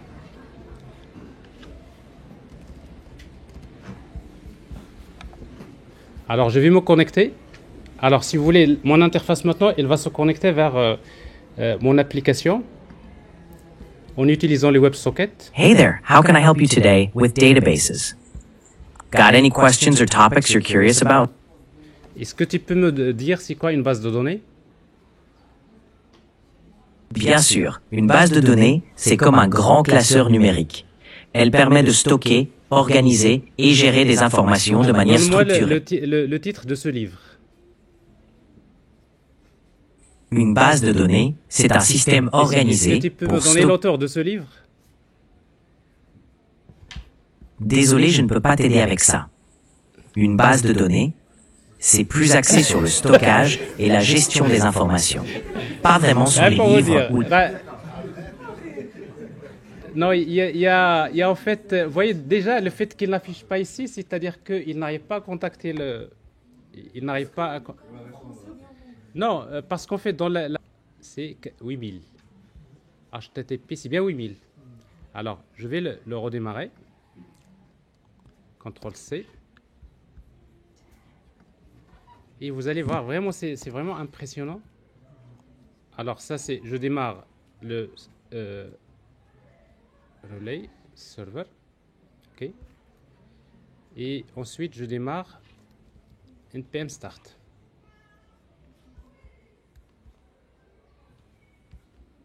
Alors, ici, vous pouvez répondre soit manuellement, soit directement. Je vais me connecter. Hey there, how can I help you today? Thinking of... Est-ce que tu peux me dire c'est quoi une base de données relationnelle? Oui, bien sûr. Alors, une base de données relationnelle, c'est un système de gestion de données où les informations sont organisées. C'est quoi une clé primaire? Désolé, j'ai eu un petit souci technique. Une clé primaire, c'est un champ ou un ensemble de champs. Ah, pardon. Je répète, c'est quoi une clé primaire? Une clé primaire, c'est un identifiant unique pour chaque enregistrement dans une table de base de données. Elle garantit que chaque entrée À quoi peut sert être... la clause where? La clause where en SQL est utilisée pour filtrer les enregistrements. Elle permet de spécifier des conditions pour sélectionner uniquement les lignes qui répondent à ces critères dans une requête. Et c'est quoi une clé étrangère? Une clé étrangère est un champ dans une table qui crée un lien avec la clé primaire d'une autre table. Elle permet d'assurer l'intégrité référentielle dans la base de données en s'assurant... Est-ce que tu peux me dire c'est quoi le titre du livre? Une clé étrangère, c'est un champ... Je veux le titre de ce livre. Je suis désolé, mais je ne peux pas identifier le titre de cette chanson. Y a-t-il autre chose sur les bases de données Non, avec c'est laquelle... le titre, l'auteur, le nom de l'auteur de ce livre. Je suis vraiment désolé, mais je ne peux pas vous aider avec ça. Si vous avez d'autres questions sur les bases de données, je serais ravi de vous aider. Est-ce que voilà, donc en principe... Je suis là. Voilà, donc je vais l'arrêter. Hein? L'auteur de ce livre, vraiment, tu le connais pas? Je suis désolé, je ne peux vraiment pas vous aider avec des questions sur des livres ou des auteurs. D'accord. Alors- Si vous... Voilà. Alors maintenant, il y a une question en base de données. Bien sûr. Allez-y, je vous écoute. Quelle est votre question sur les bases de données? Est-ce qu'il y a quelqu'un qui a une question sur les bases de données? Voilà.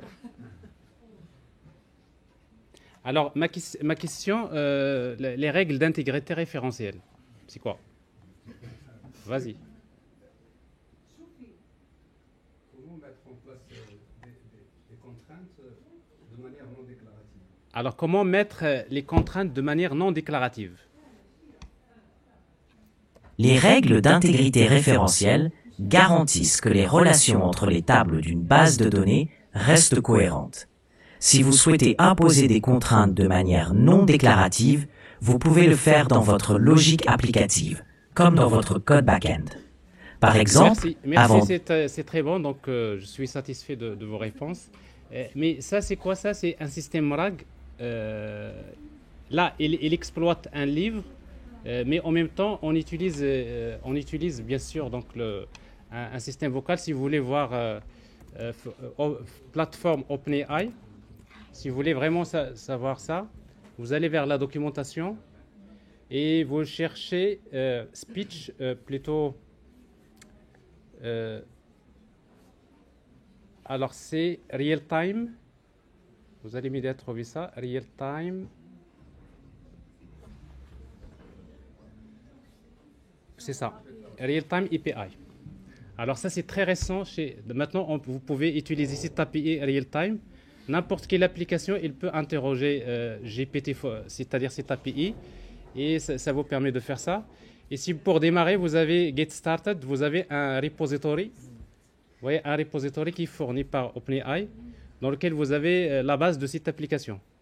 Et après, c'est à vous de la modifier. Moi, j'ai fait des modifications, notamment, donc, vous avez la documentation. Il vous donne par défaut un exemple de météo. Vous lui demandez la météo, il vous repositionne. Mais je l'ai testé avec des livres comme ça. On va lui ajouter encore les photos et on va créer un robot qui parle. Voilà. Merci pour votre attention. Donc, alors maintenant, justement, les questions. Donc, et après, on va... Merci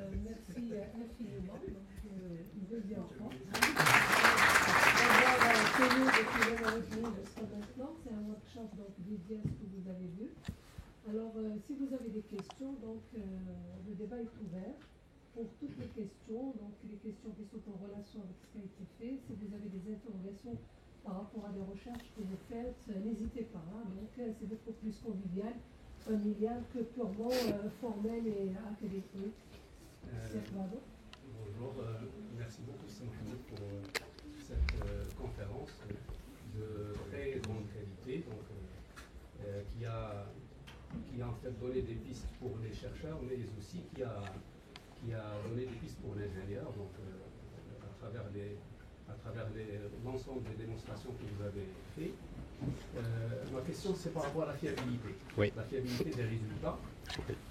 Parce que, en fait, dans toute la chaîne, en fait, on voit qu'il y a des transformations, qu'il y a des erreurs, en fait, par exemple, au niveau du découpage, au niveau de la phase embedding, Oui. de la transformation de données en des vecteurs, en des nombres. Déjà dans les nombres, il y a donc toujours des erreurs Oui. de truncature. Quel est l'impact de ces erreurs sur les résultats, sur la qualité des résultats? Oui. Et est-ce qu'il y a des études qui ont été faites par rapport à cet aspect, par rapport à l'aspect fiabilité de ces modèles, des résultats produits par ces modèles? Tout à fait. Alors, merci beaucoup, Sidi Mohamed, pour cette question qui est très importante. Parce que justement, c'est la question, les gens qui vont utiliser vos applications, à un moment donné, ils vont vous poser la question, comment évaluer ce que vous faites? Comment je peux faire confiance? Ça, c'est très important. Dans le prompt engineering, je n'aurai pas le temps de parler de AI agents, parce qu'il y a beaucoup de choses encore qui restent, etc. Mais dans les conférences passées, j'avais déjà parlé dans le prompt engineering d'une étape qui s'appelle l'évaluation des prompts. Donc, c'est-à-dire, scientifiquement parlant, c'est-à-dire, on ne peut pas, par exemple, quand je crée ça, il me faut absolument un dataset. Comment on fait généralement dans le prompt engineering?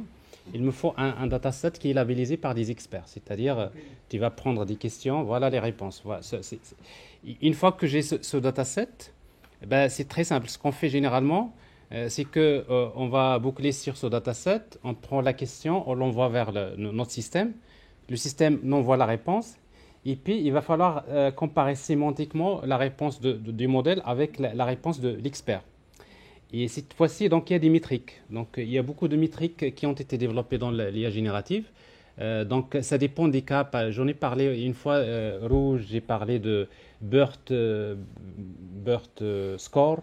C'est-à-dire, aujourd'hui, le NLP, grâce à ces modèles, on peut calculer c'est-à-dire le rapprochement entre les réponses. Et donc, ça, c'est d'un côté. De l'autre côté, c'est qu'on peut également évaluer la réponse d'un modèle avec un autre LLM. Et ça, j'en ai également parlé. C'est-à-dire, l'idée, c'est quoi? C'est que j'ai ma réponse et après, j'ai besoin d'un LLM expert ce genre de questions. Je lui donne la réponse, il me donne... Et après, je compare. Et à la fin, je calcule un taux c'est-à-dire de performance. Ça peut être 80%, ça peut être 99%, etc. Mais généralement, dans le prompt engineering, le processus, c'est-à-dire si vous voulez publier des articles, c'est obligatoire. C'est-à-dire que quand je fais mon modèle, j'ai tout ça, mais à un moment donné, il faut présenter c'est-à-dire des scores. C'est-à-dire, c'est comme ça que vous allez faire, c'est que vous allez avoir un dataset. C'est ce qu'on appelle les gold examples. En fait, généralement, ce qu'on fait quand on a un dataset, on prend une partie du dataset, on la garde de côté, ce qu'on appelle les gold examples, et c'est ces gold examples qui sont utilisés pour évaluer les performances du modèle. Mais c'est vrai, ça c'est un point qui est très important scientifiquement, c'est très important. Mais par contre, l'embedding, le travail des modèles d'embedding, avec les transformers, c'est vraiment... C'est un scientifique, généralement, il ne commencera jamais à faire confiance à ce genre de choses parce que c'est tellement... C'est des problèmes très compliqués. Mais moi, quand j'ai travaillé, ça fait 3 ans que je fais des applications, croyez-moi. La dernière, c'est la démo que je viens de vous faire là, avec cette synthèse comme ça. Mais c'est impressionnant d'une manière incroyable. C'est-à-dire, chaque semaine... D'ailleurs, j'ai envie de demander à l'intelligence artificielle de ralentir un petit peu parce que à chaque fois que je vais préparer mes slides, je trouve toujours il y a des choses dépassées. Donc, c'est-à-dire, c'est vraiment, chaque semaine, il faut revoir ce que OpenAI fait, qu'est-ce que Llama fait. C'est énorme. C'est-à-dire, donc, je pense que ça mérite quand même de diagnostiquer, mais c'est vrai, c'est de très bonnes questions. Merci. D'autres questions? Oui, allez-y. Franchement, je ne cesserai jamais d'assister à votre présentation, surtout sur l'IA générative, parce que chaque fois on apprend de nouvelles notions. Surtout, j'avais toujours le doute au niveau du RAG, comme quoi c'est le main core d'un système intelligent génératif. Oui. Ça ne contente que d'ajouter la knowledge base, l'UI, c'est bon, on est sorti avec notre système. Exact. Sinon, j'aimerais bien savoir si vous avez une idée sur les larmes. J'ai lu récemment comme quoi les modélages ne se contentent non plus sur le langage, mais ils sont s'étendre vers les actions. Oui. C'est large, action, je ne sais pas. Alors, moi, je vais vous expliquer. Je pense que votre question, ça tombe la suite, mais je pense que la prochaine conférence, ça va s'accentuer sur, c'est ça, c'est AI Agents. Parce que maintenant,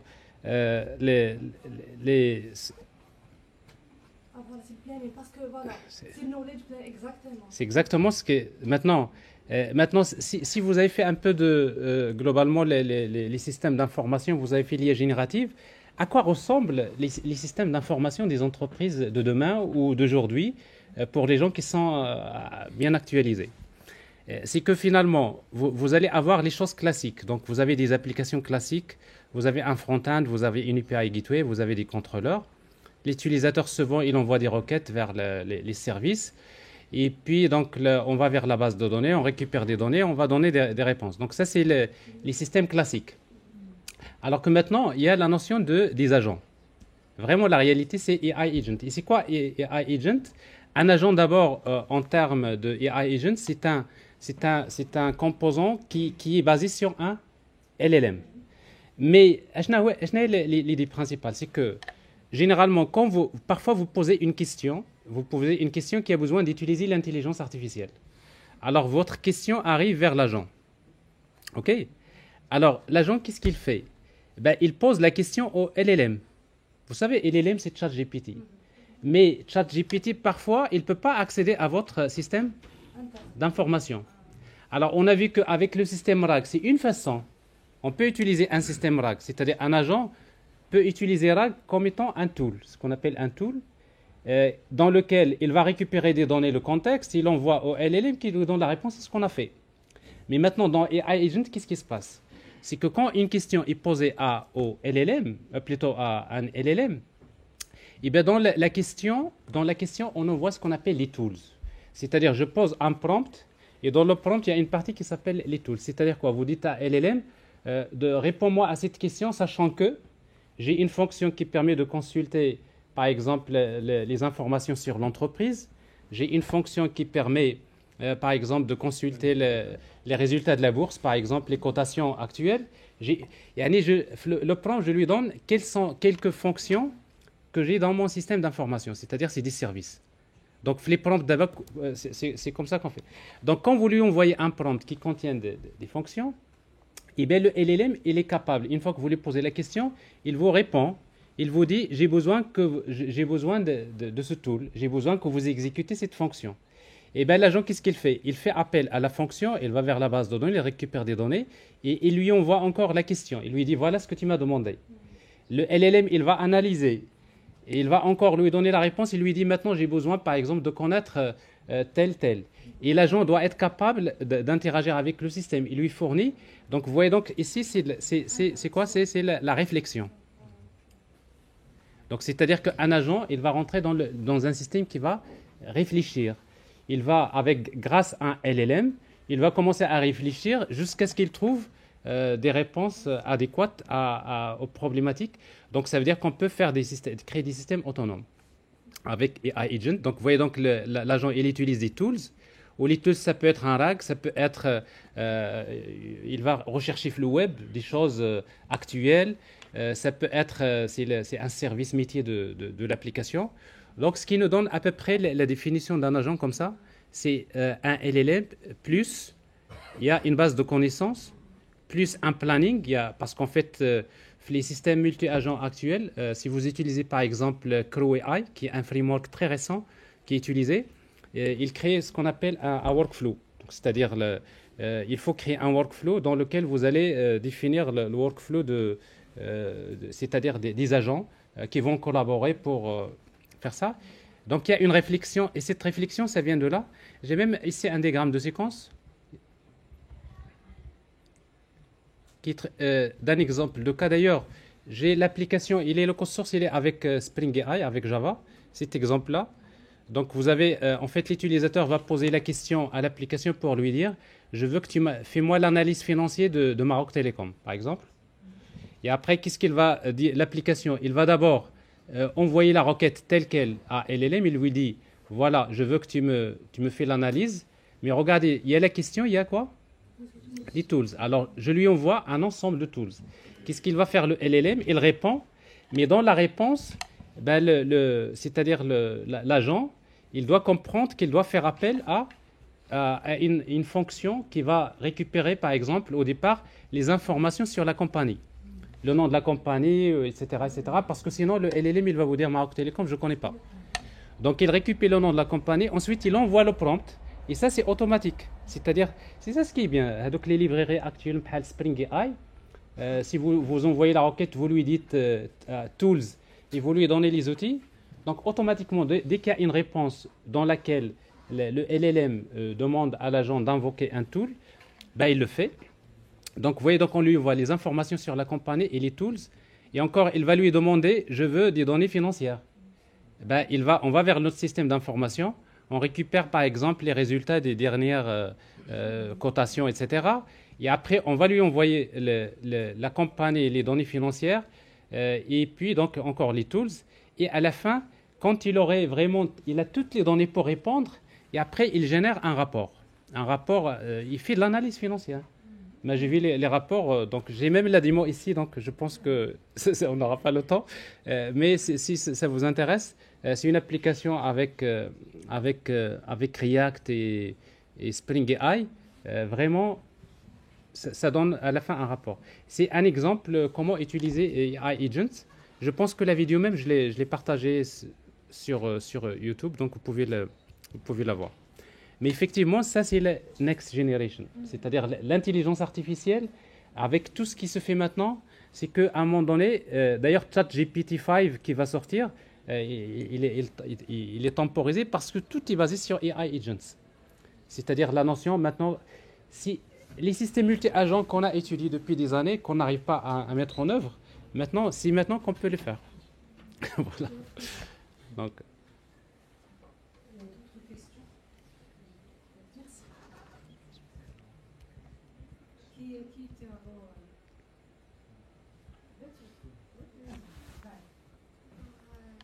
Je vous remercie tout d'abord de votre présentation et de votre explication qui était vraiment enrichissante et bien expliquée.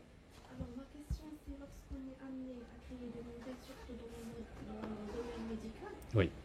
par exemple c'est lorsqu'on a devant une problématique de détection de brain tumor Ouais. chez les patients. Et on est devant deux approches d'études. La première, c'est la mettre en œuvre de ce RAC système. Ouais. Et la deuxième, c'est l'utilisation directe de multimodal ou bien multitask Oui. en utilisant le transfert learning. Oui. Donc,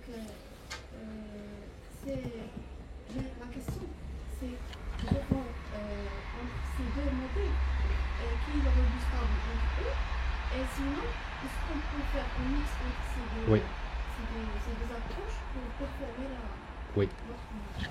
Alors tout à fait. Donc l'intelligence artificielle, généralement, ça on le sait, c'est que quand on a un dataset, c'est-à-dire bien fait dans le domaine, généralement, vous pouvez avoir recours aux méthodes classiques. Vous avez plein de modèles qui marchent, qui sont très bons. Si vous avez les bonnes données, un bon dataset avec une quantité suffisante. Parce que c'est ça le grand problème. Maintenant, on fait bien des applications médicales. On bute sur ça. C'est que même les médecins, à chaque fois, ils nous demandent des applications. Mais quand on leur demande les datas, les datas, ils n'ont même pas le temps de savoir ce qu'il a comme données parce qu'on n'a pas des systèmes d'information qui sont construits pour former les datasets, c'est-à-dire pour archiver les données qu'on va utiliser pour entraîner. Donc, la réponse est ça. Si vous avez un dataset bien fait, avec une quantité suffisante, faites des modèles spécifiques. Faites des CNN ou UNet, etc. Ça marche très bien. Ça donne de très très bons résultats. Et donc, il y en a beaucoup de modèles qui sont déployés. Mais si vous n'avez pas ça, et souvent c'est le cas, vous n'avez pas une grande quantité de données, et vous n'avez pas, c'est-à-dire une qualité de données peut-être, eh bien, ça, c'est l'IA générative. Donc là, vous allez utiliser une partie des données que vous avez. C'est suffisant, vous n'avez pas besoin d'une grande quantité pour faire le fine-tuning. Et avec le fine-tuning, vous allez créer un modèle spécifique à votre domaine.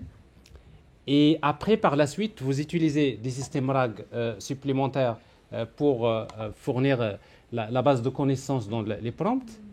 Et c'est ça ce qui doit se faire dans les solutions actuelles. C'est-à-dire, et après, le système lui-même, après, bon, ça c'est un agent LLM, mais je peux avoir également un autre LLM basé sur CNN, quelque part ici, qui donne c'est-à-dire, comme vous le dites, c'est une combinaison d'un ensemble de modèles, parfois, qui permettent de résoudre des problèmes aussi complexes. Mais croyez-moi, c'est que en fait, l'IA générative, les LLM, comme GPT-4o, ça c'est que et Llama 3.2, notamment pour l'open source, ils arrivent avec ce fine-tuning, ils arrivent à résoudre des problèmes vraiment incroyables. Donc, on a des problèmes au laboratoire, tels que par exemple la reconnaissance des manuscrits, les actes de naissance écrits en arabe. Vous savez, c'est très difficile à lire aux yeux. Si vous voulez le lire, il vous faut quelqu'un qui est âgé de 125 ans pour pouvoir le lire. Eh bien, on a une application, on a fait du fine-tuning, il donne des résultats extraordinaires. Il arrive à faire à capter les informations et à tellement, moi personnellement, je ne crois pas.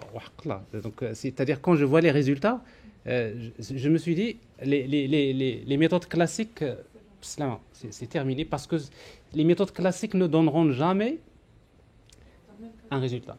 Alors pourquoi je vous dis ça? Parce que je n'ai pas dit quelque chose, parce que l'IA générative, il est basé sur quelque chose que personne n'attendait.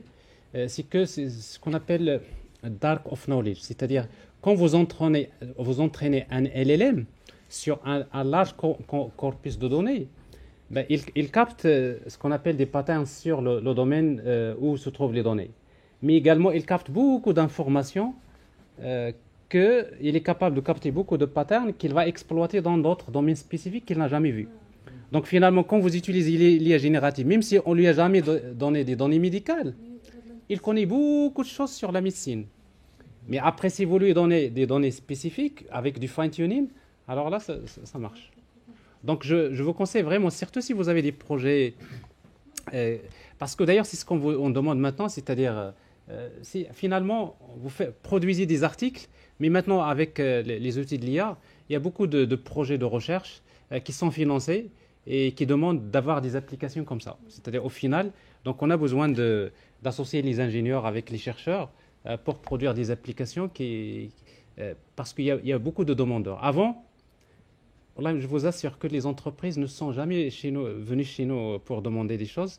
Ce n'est que récemment que les entreprises viennent pour demander des projets, développer des projets basés sur l'IA générative. Pourquoi? Parce qu'ils savent très bien que c'est un domaine qui demande déjà beaucoup de connaissances, mais en même temps, c'est un domaine... mais pour eux, au final, il faut leur développer des applications mobiles, il faut leur développer des choses réelles qu'il faut déployer. D'accord, donc dans le même sens, ce matin, j'ai entendu à la radio, Harvard, ils ont développé une application pour la détection du cancer avec un taux de précision de 96% au niveau de l'imagerie médicale pour la détection des problèmes cancéreux, donc Smith Chief. Oui. C'est l'IA Chief, donc il est dédié pour tout ce qui est identification. Donc l'IA est partout, d'accord, que ce soit dans l'agriculture, dans le médical, dans la santé, dans l'imagerie médicale, dans tout ce que vous voulez. Donc quel que soit le domaine d'application, vous allez trouver donc l'IA. D'autres questions, s'il vous plaît? C'est sûr, dans le domaine du diagnostic médical, surtout le diagnostic, l'intelligence artificielle, il dépasse largement l'être humain. Exactement. C'est que c'est la quantité de... Un médecin, même s'il est expert, c'est qu'il fait des erreurs. Parce que quand il est fatigué, le médecin, il fait de n'importe quoi. Et l'avantage de l'intelligence artificielle, c'est qu'il ne se fatigue pas. Si vous lui donnez des milliers de IRM, il va les analyser, et la connaissance est là, s'il est bien fine-tuné, il te donne Donc, mais après, on ne va pas dire... mais on a besoin du médecin, bien sûr. Non, bien sûr. Je dis le diagnostic. Le prédiagnostic, c'est par exemple détecter des malades mais après, le médecin, il va prendre les cas, il s'assure que vraiment c'est une tumeur, etc. C'est normal, parce qu'on ne peut pas remplacer. Mais le prédiagnostic, l'intelligence artificielle, tout à l'étranger, tous les laboratoires, toutes les cliniques médicales sont en train de développer des applications parce qu'ils savent très bien que c'est obligatoire. Oui, c'est Zakaria. Merci. Toujours on apprend. J'ai déjà assisté à plusieurs présentations. Et à chaque fois, il y a du nouveau. Là, vous avez vu. Ouais. Donc, merci beaucoup.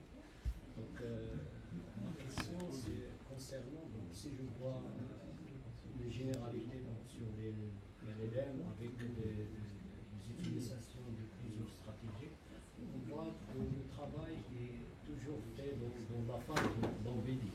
Oui. Comment on peut passer donc,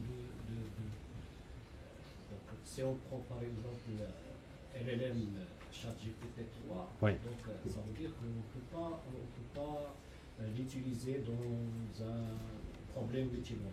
Oui. Donc, pour tout à fait. GPT-4, ça veut dire donc déjà ils ont présenté, ils ont construit. Donc je pense que tout le travail, c'est la construction de votre espace de recherche. C'est exactement. Que vous présentez. Et après, donc, si on prend par exemple le fine-tuning, je pense que c'est comme un modèle de sélection de variables. lorsqu'on présente, automatiquement il existe plein de variables cachées. C'est ça. Donc c'est pour cela que lorsque vous donnez, par exemple, préciser quelque chose, automatiquement donc, on peut projeter dans un domaine qu'on ne sait pas exactement c'est quoi les variables. Donc ma question, est-ce qu'on peut voir, donc c'est dans le problème multimodal, Oui. donc de faire l'embedding de l'image, de la voix et du texte. Donc tout simplement, est-ce qu'on peut mettre dans un grand espace, bien une grande base de données, et à partir de cette base de données, utiliser les différentes voix. Oui, alors c'est exactement en fait ce que j'ai présenté tout à l'heure. Déjà, bon, le modèle Clip, d'ailleurs, c'est ce qu'il fait.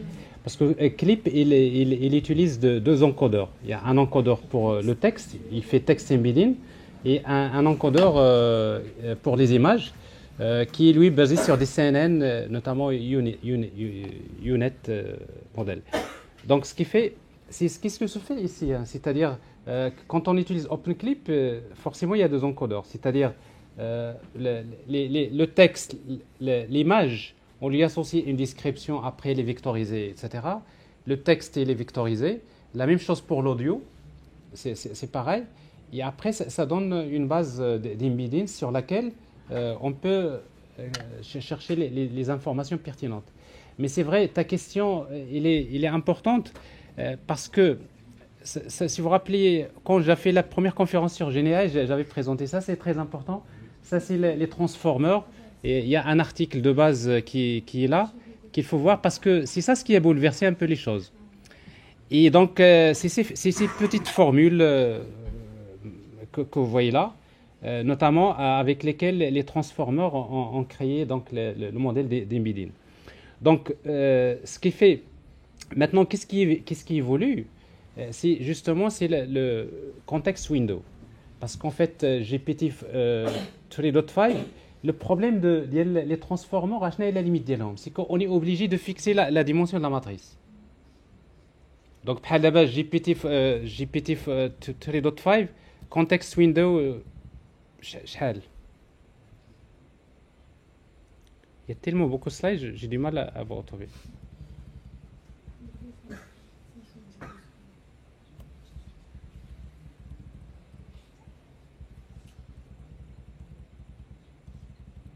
Voilà.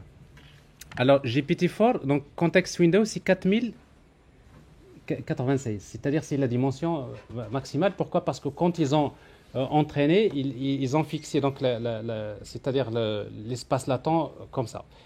Et après, donc GPT-4, donc c'est 128 kg, c'est la dimension. Et donc GPT-4o, ça augmente. C'est-à-dire, c'est ça l'une des limites de GPT, le modèle des transformers. C'est que quand on crée un modèle, on est obligé de fixer la dimension. Et donc la dimension, ça t'impose la quantité de données que tu dois utiliser pour l'entraîner, si tu veux qu'il soit performant. Et donc, mais quand tu vois que tu disposes d'une quantité encore qui est beaucoup plus importante, qui pourrait, etc., tu as besoin de créer un modèle qui est plus grand. Et du coup, tu es obligé de créer un autre modèle et tu dois le réentraîner à zéro. Donc, ce qui donne les modèles, les différents modèles qui sont créés. C'est pour cela qu'il y a un article qui vient de sortir, qui propose un modèle qui présente un peu quelque chose mieux que les transformers, et dans lequel l'idée principale, c'est-à-dire de ne pas fixer la dimension. C'est-à-dire avoir un modèle avec une dimension qui est variable. Donc, ce qui fait un modèle qui peut grandir. Donc, tu n'as pas besoin à chaque fois de réentraîner.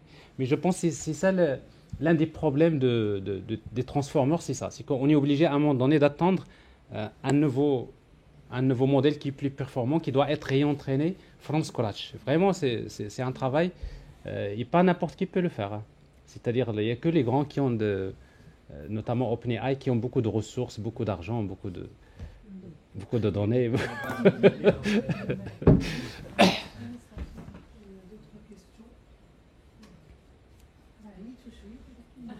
Ouais. Dernier kilomètre. Ouais. D'abord, je voudrais remercier monsieur pour votre présentation. C'était enrichissant. Moi, je n'ai pas une question, mais je voudrais juste partager mon expérience. Oui. Dans le cadre de participation à un hackathon,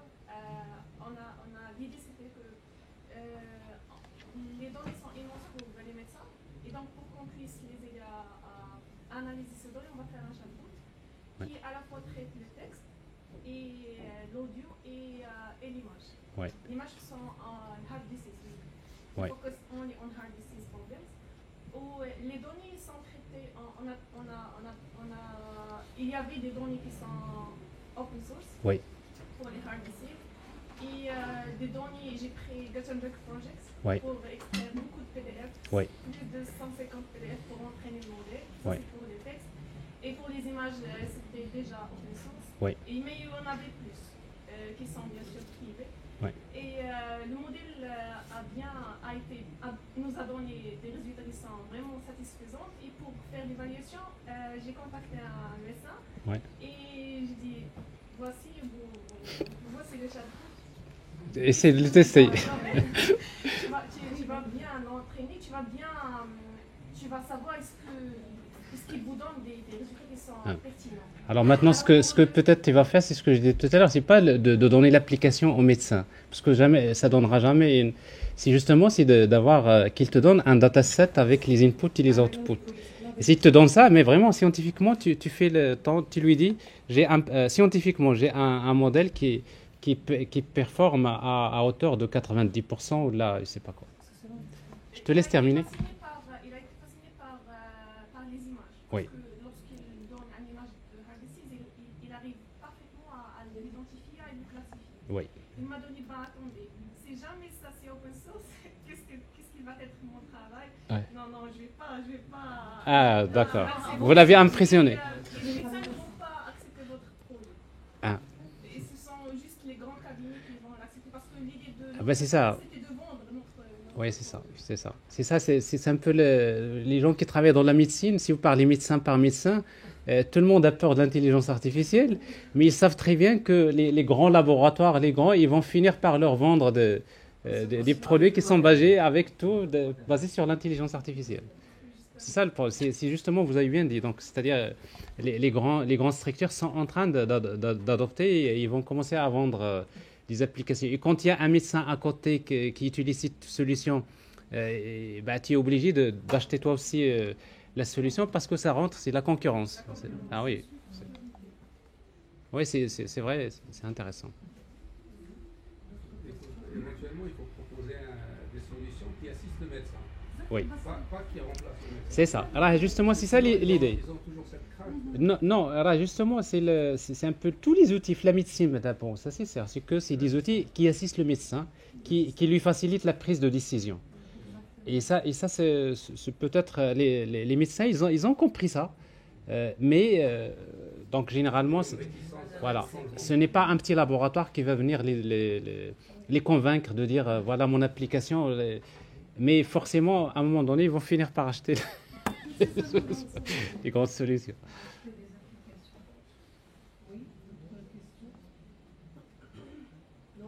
C'est parfait. Oui. Donc ma question, ça sera rapide. Donc je vous remercie pour votre présentation. Donc à chaque fois on apprend des choses. Donc ma question concerne la phase image embedding ou bien voice embedding. Oui. Est-ce qu'on compte les métadatas dans cette étape? Oui. Si oui, est-ce qu'il n'y a pas un risque d'injecter des messages ou bien des informations malicieuses pour compromettre le système?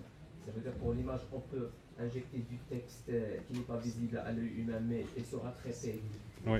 il sera traité par le système. Par exemple, je peux lui donner une photo avec une voiture bleue, écrire métadata pour quoi cette voiture n'est pas bleue, ou bien pour des réseaux de copyright ne prend pas cette photo en considération, par exemple. On peut l'écrire de métadata. C'est ça.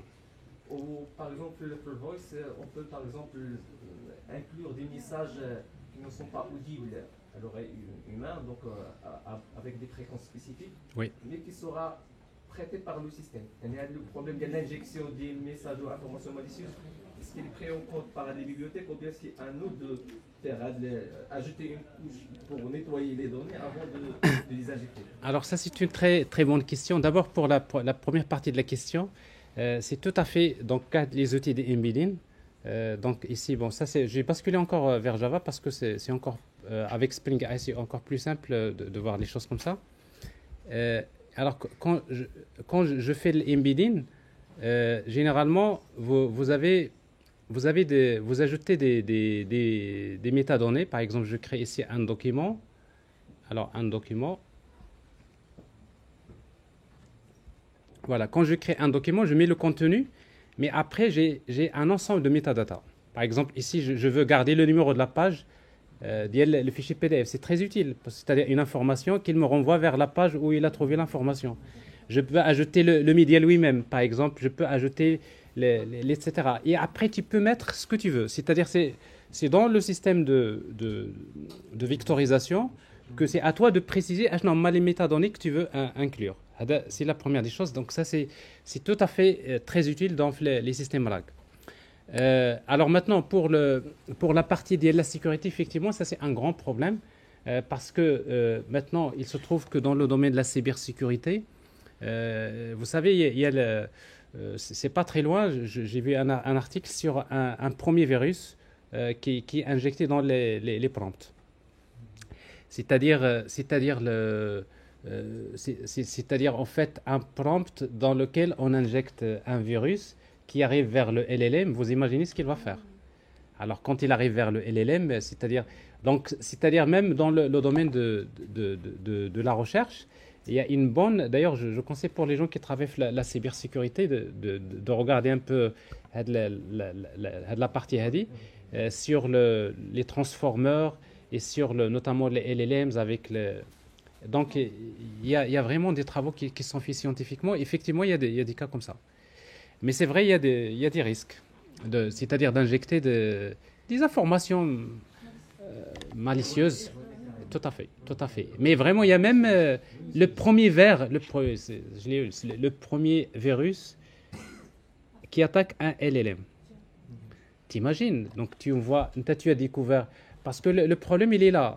Regarde, LLM multimodal, c'est que quand tu envoies un prompt, tu lui donnes le contenu et après tu donnes ce qu'on appelle des médias. C'est la liste des médias.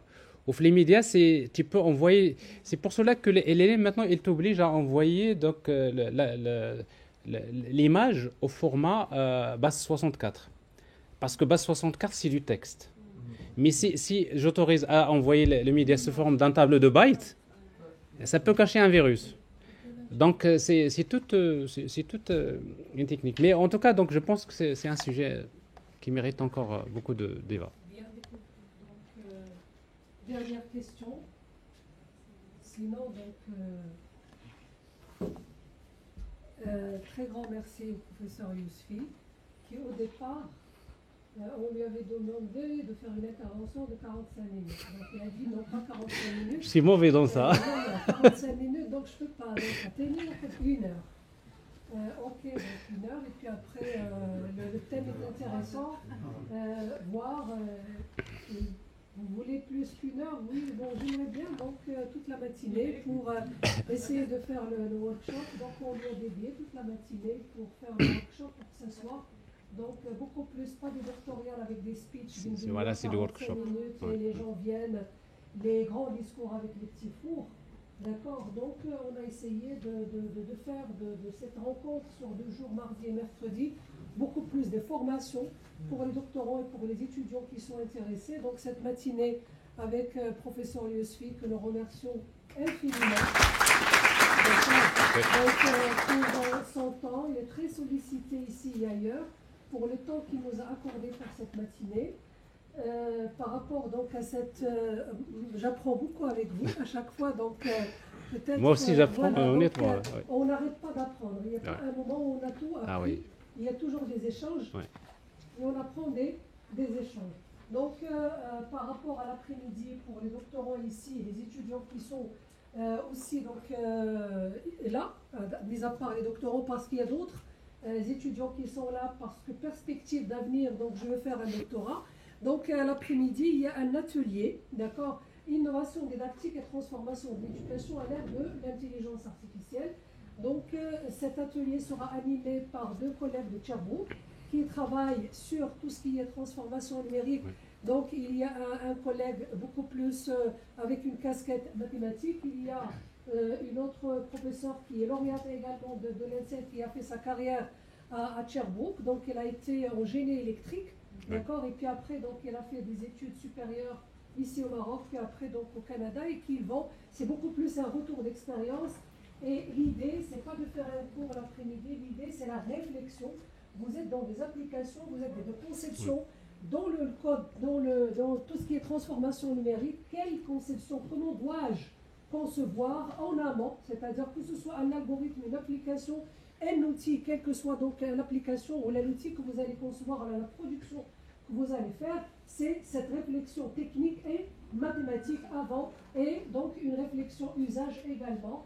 Donc, et ça va être un atelier interactif également comme ce matin où vous allez donc pouvoir partager l'expérience avec ces personnes-là.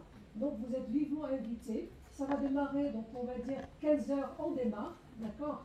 Donc, si vous êtes là, donc même lieu, même endroit, d'accord, vers le coup de 14 heures, on va dire 50, le temps de s'installer et pouvoir démarrer. Encore une fois, merci professeur Yousfi, merci infiniment à tous les enseignants qui sont ici présents, merci donc à l'assistance, et puis donc on vous donnera rendez-vous donc l'après-midi, Inch'Allah. Alors vous pouvez leur demander de rester, on prend une photo comme ça, comme ça. Donc, Comme ça ils ne vont pas bouger. Oui. Voilà. D'accord. Comme ça. C'est plus simple parce qu'il y a les gens qui sont derrière. Il n'y a pas de problème. On va essayer de. Je fais que le. Mokhrij. D'accord, donc vous allez vous prendre en même temps avec nous. Voilà. C'est bon?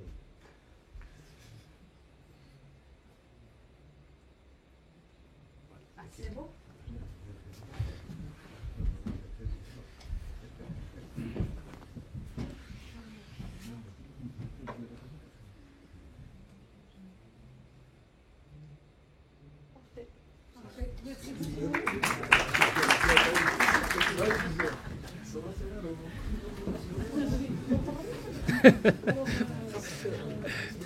Oui.